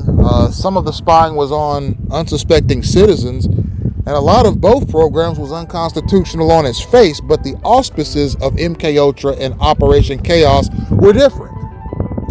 This author seems to think they're the same thing, or that Operation Chaos is a part of Operation MK Ultra. This journalist, this Chicago Tribune Press Service journalist, Harry Kelly, needs to do better research. Okay? He's trying to merge the two into the same operation. Operation Chaos was not about administering LSD to unwitting subjects. That was MK Ultra. Operation Chaos was about locating and documenting people, organizations, and activities that were considered pro-left, anti-war, or subversive to the U.S. federal government. Okay, that was Operation Chaos. Operation MK Ultra was the testing of biochemical agents and hard drugs on unwitting people. So he's kind of confusing the two here, but I'll sort it out for you. The drug testing apparatus was MK Ultra. The spying apparatus was Operation Chaos. Okay. Yes, the CIA experimented on U.S. citizens with LSD and with other chemicals and other substances as a way to try and find the perfect truth serum or the perfect behavior control mechanism that it could use on communist spies if they caught them. The only thing is they weren't using them on communist spies. They were using them on the American people as test subjects without telling them mostly. Okay, and that resulted in a whole bunch of catastrophes. That was MK Ultra. This journalist is mixing the two up. But anyhow, this article is about MK or Operation Chaos. So there was an Operation Chaos, or excuse me, he's talking about the administration of LSD. Okay, so the records concerning MK Ultra and that whole deal were preserved. The records concerning Operation Chaos were proposed to be destroyed by the director of the CIA at that time. I believe it was George H.W. Bush. But Judge June Green decided that offended her sensibilities as a federal judge, and that she wanted to see those documents preserved. So this author, this journalist is getting those two items mixed up. So what we've seen here, ladies and gentlemen, and all the articles we've read today were all accurate and reliable. The very last article, the one I just read, that particular journalist was a little confused. He apparently got Operation MK Ultra and Operation Chaos confused. But we'll give him the benefit of the doubt. I'd say about half of that article was accurate and the other half was confused. MK Ultra and Operation Chaos are not the same thing. And what we see in Operation Chaos is we see the capacity of governments, particularly those who aren't following their constitution like they should, to not only intrude into the lives of good people, but disrupt and destroy the lives of good people through harassment campaigns, breaking and entering,